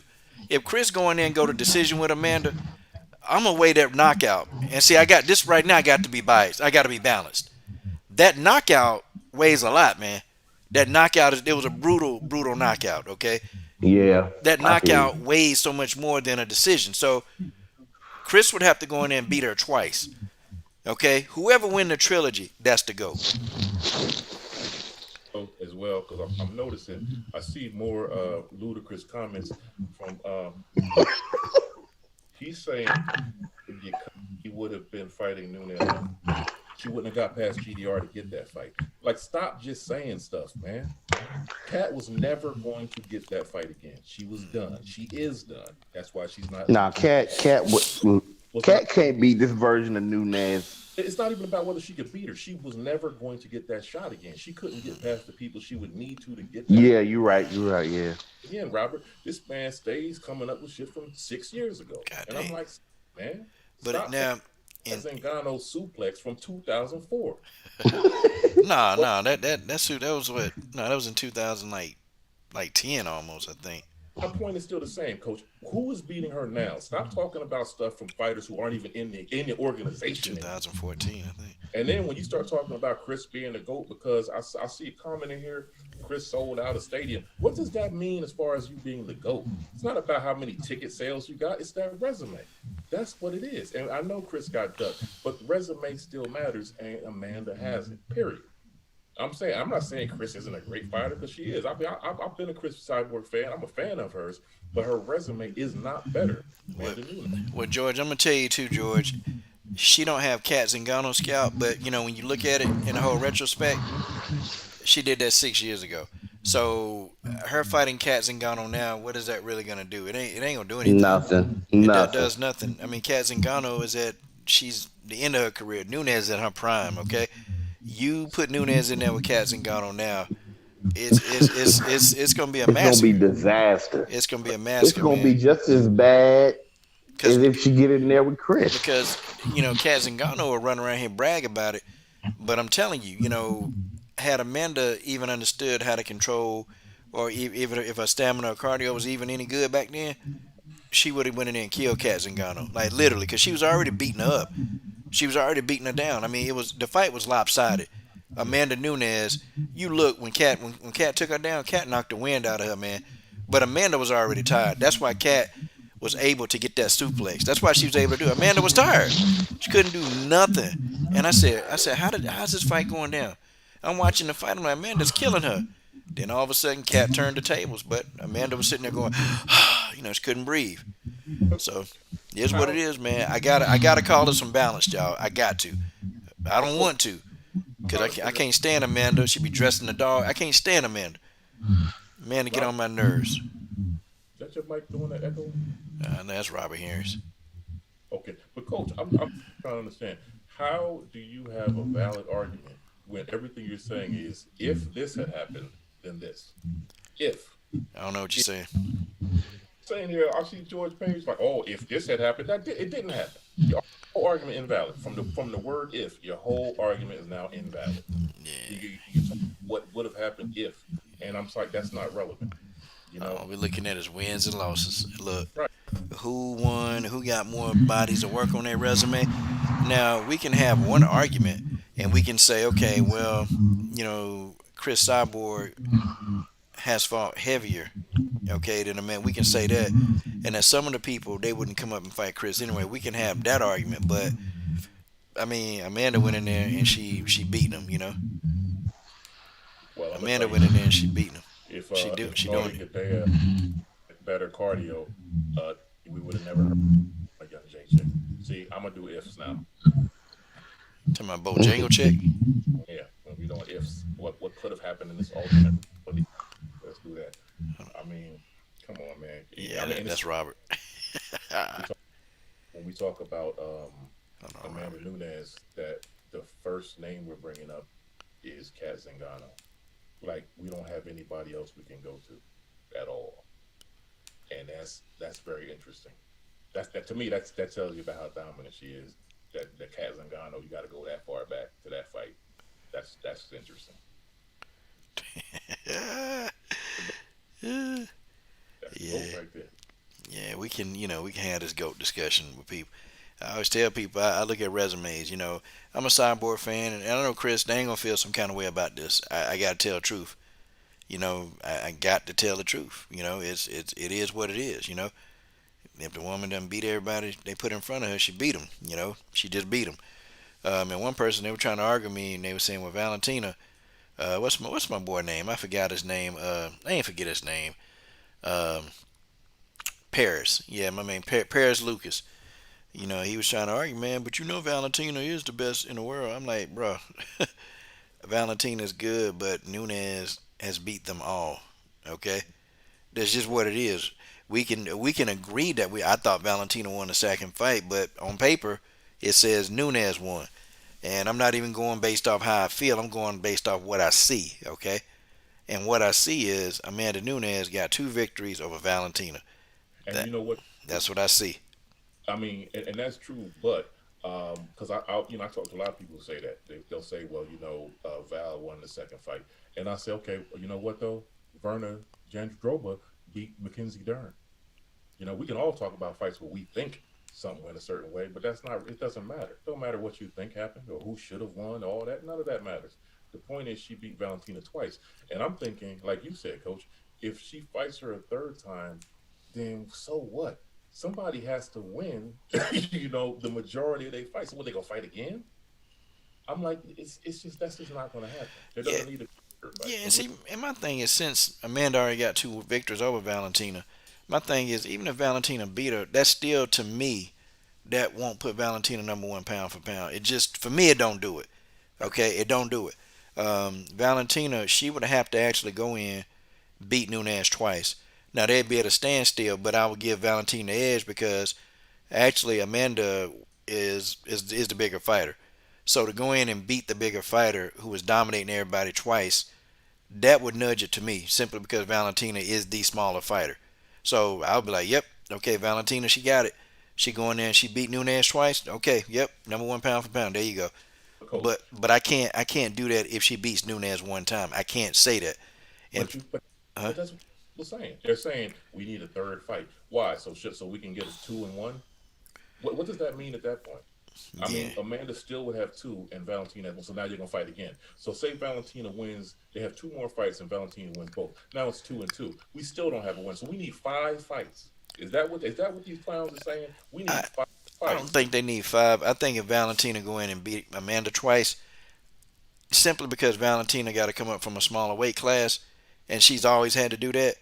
Now, when a smaller fighter move up and beat a bigger fighter, that kind of weighs a little bit more in my book. Can she go to 125? You think Nunes can make 125? Heck no, she's barely making 135. How is that fight going to happen? Because people keep saying, well, she needs to go down to Valentina. She can't. No, Valentina would have to actually move up twice to do Right. it. Valentina, and see, Amanda can hydrate from 130. She can hydrate and come back. See, people don't know Amanda can hydrate up to what 155, 160. Okay, like she can actually hydrate. See, Valentina, she's not gonna hydrate that much. Valentina might, if she do 135, Valentina will hydrate up to about 138 pounds. Because Amanda Nunes is gonna have a 20-pound weight advantage when she come in there. So that in itself is huge to overcome. So I always give the smaller fighters moving up, I give them more quality points than I say a bigger fighter beating up on a smaller fighter. So that's the only way. But come on, man. What's the probability of Valentina beating Nunes twice? It's just not gonna happen.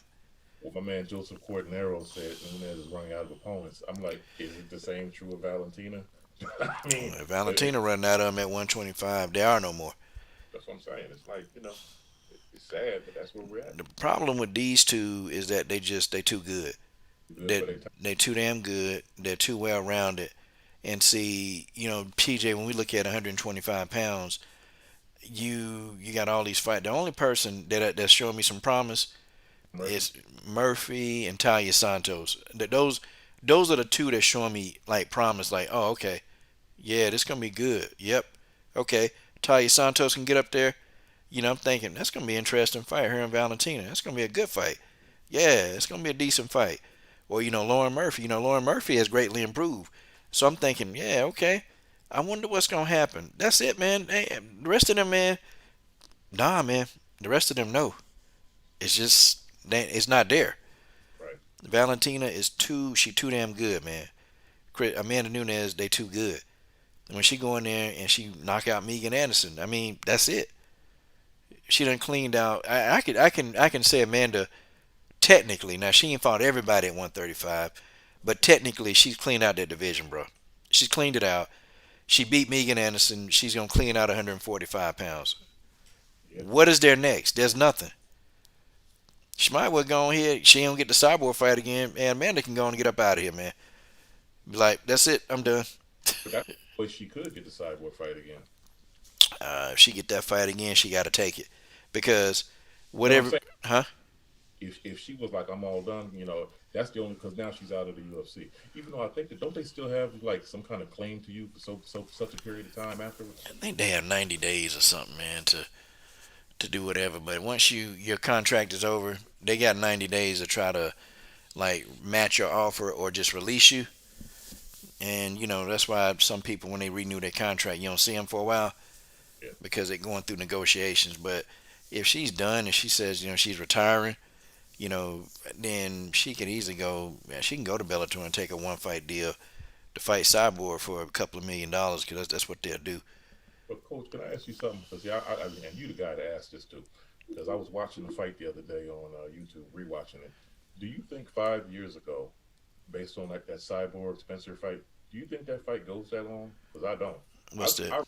I really think Chris is. I'm not saying she's fading, but she's not at the top of her. She ain't at the peak of her powers no more. Who, Chris? Yes. Man, I think Chris is more skillful, bro. I'm gonna tell you the reason why I think so, and the reason why I think Nunes will be in trouble.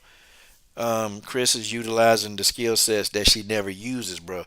Like the wrestling, the jiu-jitsu, bro. Come on, man. How many fights you watch of Chris Cyborg?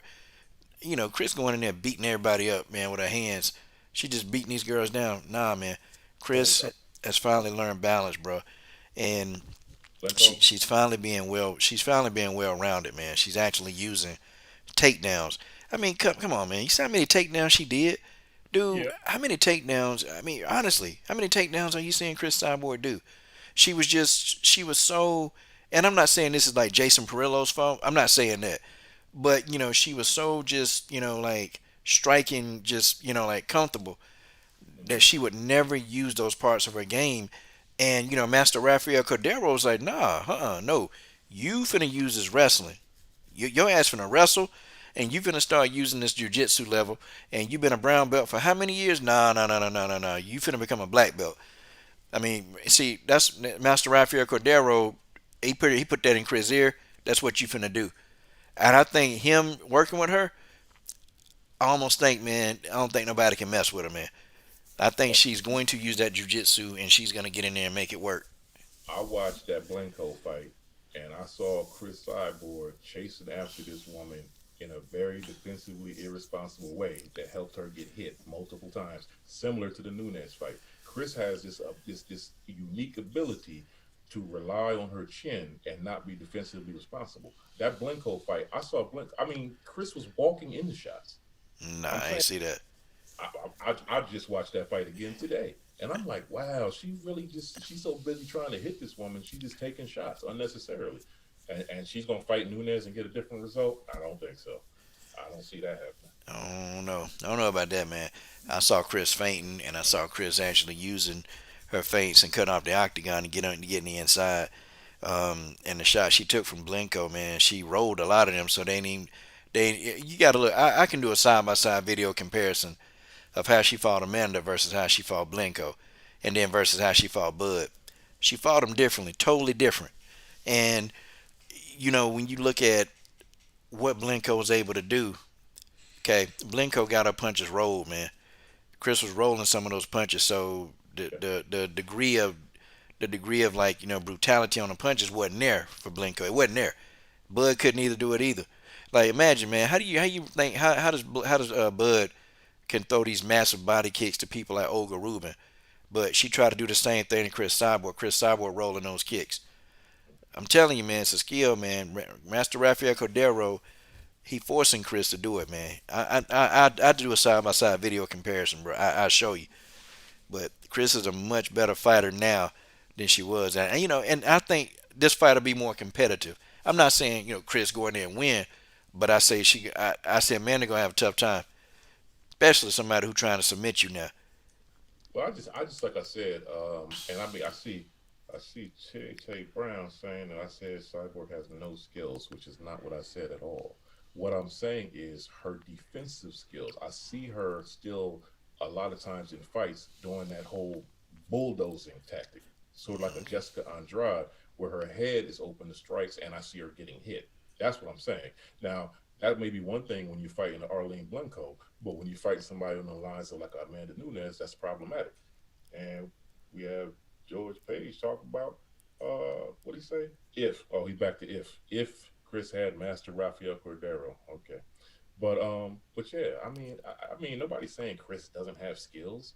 I'm just saying that she's not defensively responsible, I think, as she should be, especially when fighting somebody who has hands like Nunes. Like I said, it's one thing to do that against Blanco, but I mean, I just think that she got hit more times than she should, or gets hit more times than she should. And when she gets hit, her reaction seems to be to try to still charge this person and punch him like she did with Nunes, where she should have dropped back and been more defensive minded, but that's not her way. And that doesn't work with Nunes, obviously. Okay, shout out to the homie Combo Breaker 99. You know what? I'm gonna do a separate video combo, and I'm gonna get on Maycee's ass. I'm finna roast her. It's over now. Talking about Valentina show weaknesses versus Jennifer Maya. Well, how about this, Maycee Barber? Why don't you tell everybody how Valentina, made you damn quit in training? How about that? Oh, Maycee finna get this work. Didn't Maycee just recently do an interview where she said like she could take it to Weili Zhang and Valentina like right now? Saw that on YouTube earlier. Where you? I mean, yeah, you got to send a link to that because Maycee Barber finna get some work. Maycee Barber finna get some work. I mean, look, anybody that's a fan of Maycee Barber, I like Maycee, but Maycee got to get this work. Yep, oh, wait a minute. Combo Breaker 99, man. Why you say you was in there, man? There it Combo. is. Oh, sorry, man. This thing don't make any noise, man, when you come in, so, hell, I wouldn't know. Yep, MMA. I just found the video. It's UFC on ESPN6. Maycee Barber thinks she can dominate Weili, and she'll beat Valentina Shevchenko. Okay, then we finna see. We finna expose Maycee Barber. Wait a minute, who is that? I hear echo. Yeah, I hear that. Robert Henry. Is it Robert Henry? Robert Henry in the building? Robert Henry still there? What's up, Robert Henry? Yeah, man. The homie Combo Breaker 99 sent this, man. Hey, man. Maycee Barber finna get some smoke, for real. Because Valentina beat your ass in sparring. Look, Valentina beat Maycee Barber up. Look, she beat up so bad, Maycee quit. Maycee quit, okay? That's the raw truth. You ain't beating Valentina. Shut up.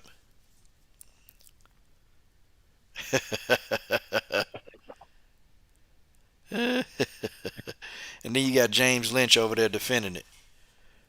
Oh, yeah. I'm about to give all of them some smoke. James Lynch defending it, too. See, you know what? Valentina got some haters, man. She just got some haters. I can see that now. That's okay. That's all right. That's okay. We got you. You win that fight. Say what? You don't think Maycee could beat Valentina? Hell no. Hell no. Nah, man. Nope. After when she tried to lie about Roxanne Modafferi, nope, she got her ass whooped. I mean, if Alexa beats her, I don't know. I don't know. Yeah, that's okay. Yeah. Maycee, yeah. Maycee finna get some work, man. Oh yeah, Maycee finna get some work. and then James Lynch defending it, man. Look, Maycee need to shut up. She can have an opinion, but wait a minute, wait, okay. Where that video at that she said? Hold on. Okay, you put the video in the chat. Let me see. Hold on. Oh, you talking about the video where she said she could beat Valentina? Yeah. Where that video at? Cause man, I'm coming out. I'm finna cook you, Maycee. I'm gonna cook her ass. Yeah, I think I just searched on YouTube Maycee Barber, and it was like the first video. Oh, really? Okay. Let's search this on YouTube. See what she's saying. Cause it comes up UFC 6. I'm gonna type in Maycee Barber on Valentina. Let's see what she say about that. Let's see what she said about it. Combo. Hey yo, Combo. No homie here. I supposed to have been off here. God dang, y'all.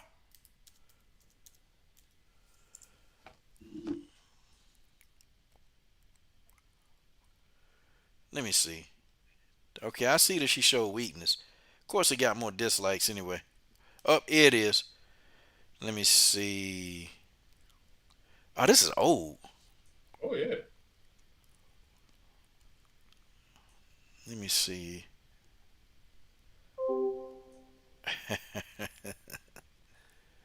Let me see. Hold on.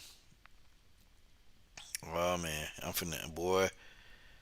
Maycee finna get cooked. She finna get cooked. She could beat Valentina right now. I can't find the video. Wait a minute. Oh, okay. Is Valentina just too good? That's Megan Anderson. Her dumb son. I mean, dang it. I told Megan I wouldn't pick on her anymore. Well, how about this, Megan? Shut up. Now, let's keep going. UFC on ESPN 6. Is that what it is? Wait a minute. UFC. See, it's always the people. She can have an opinion, but see, here we go again. This young generation.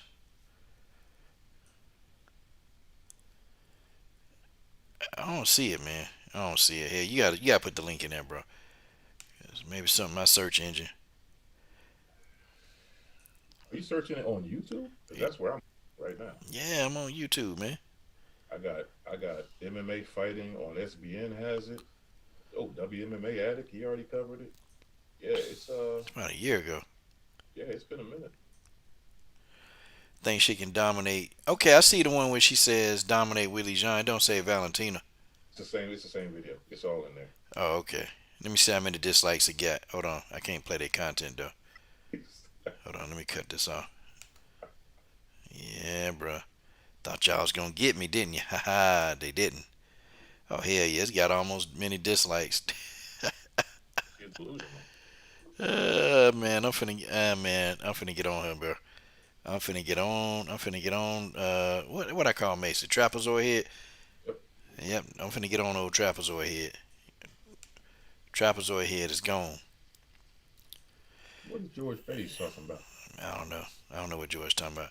Hey, Oh, Combo. I see it. I see it. Combo. Hey, Combo in the chat. Combo. What's up, man? the combo in the chat. He's gone. Yeah, man. His name popped up and I let him back in. Damn, Combo.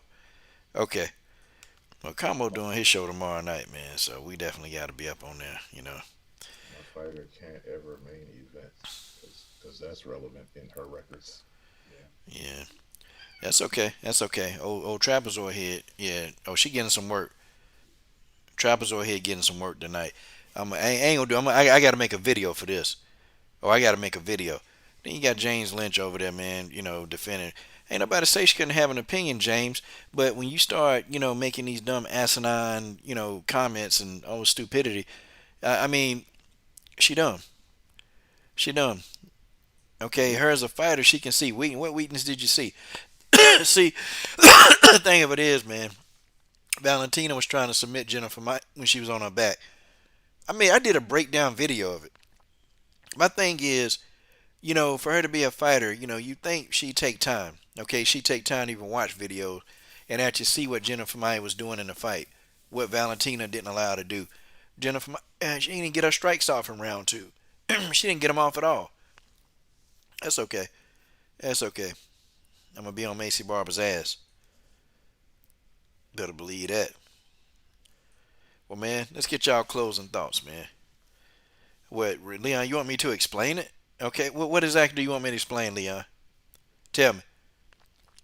What exactly do you want me to explain? And I'll tell you. I think he's talking about the trapezoid head thing. Yeah, she got a trapezoid head.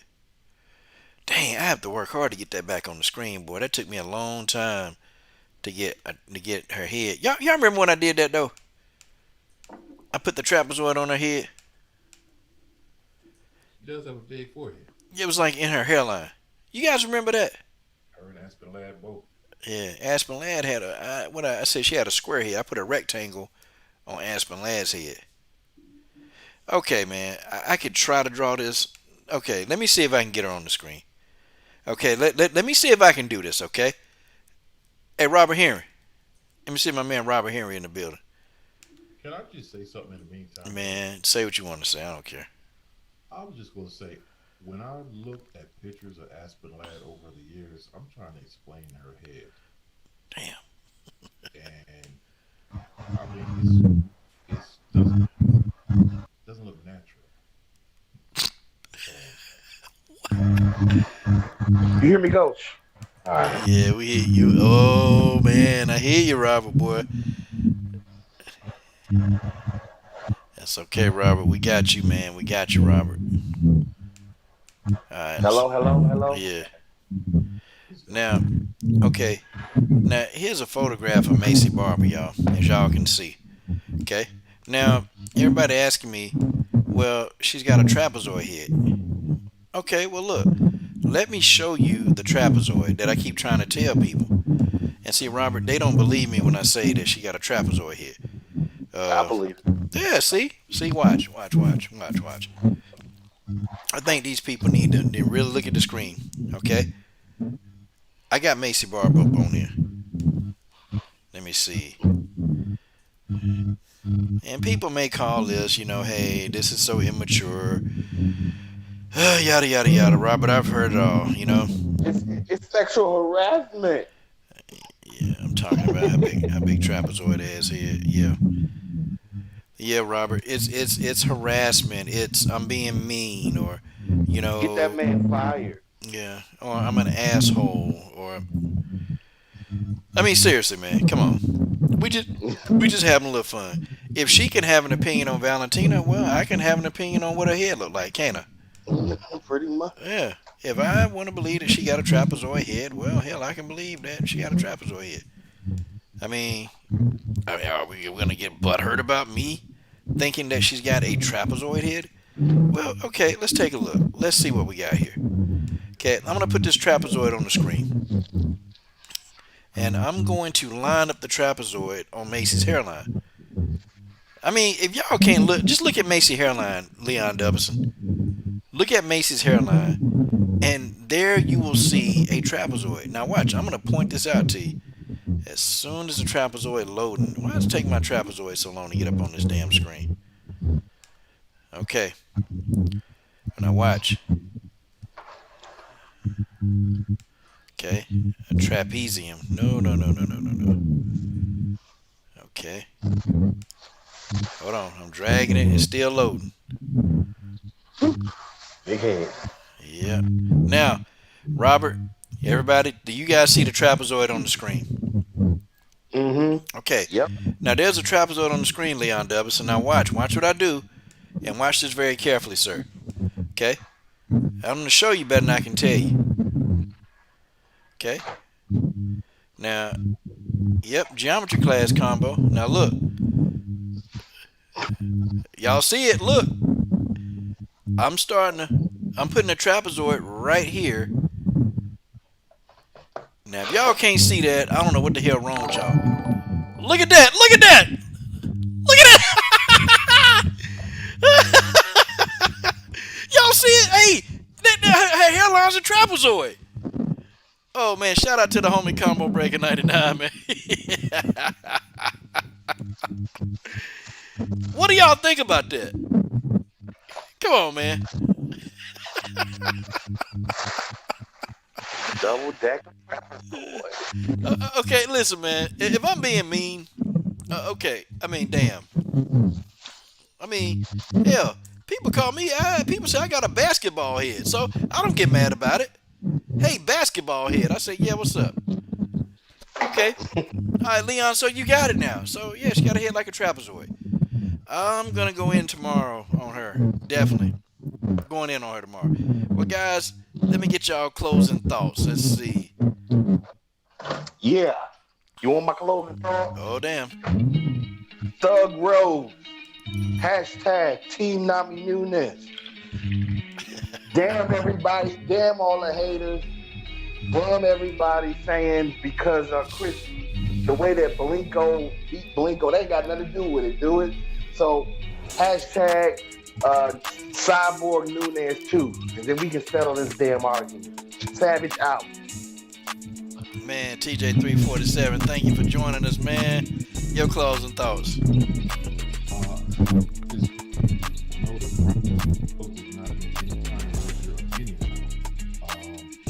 But still, shout out to Thug Rose fans. And yeah, Gang Gang. Baby wins. And y'all know. That's coming from TJ347. The man will troll you. You know, you guys spend a lot of time trolling BJ. Y'all spend a lot of time doing that, man. And, you know, you guys ought to be ashamed of yourself for doing that.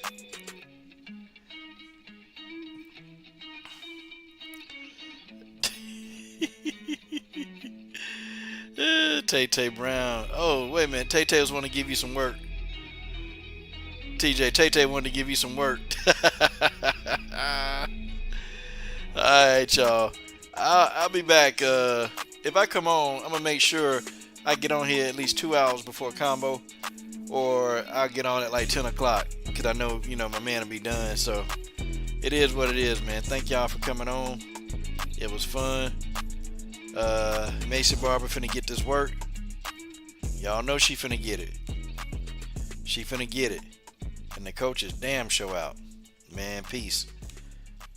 Happy New Year.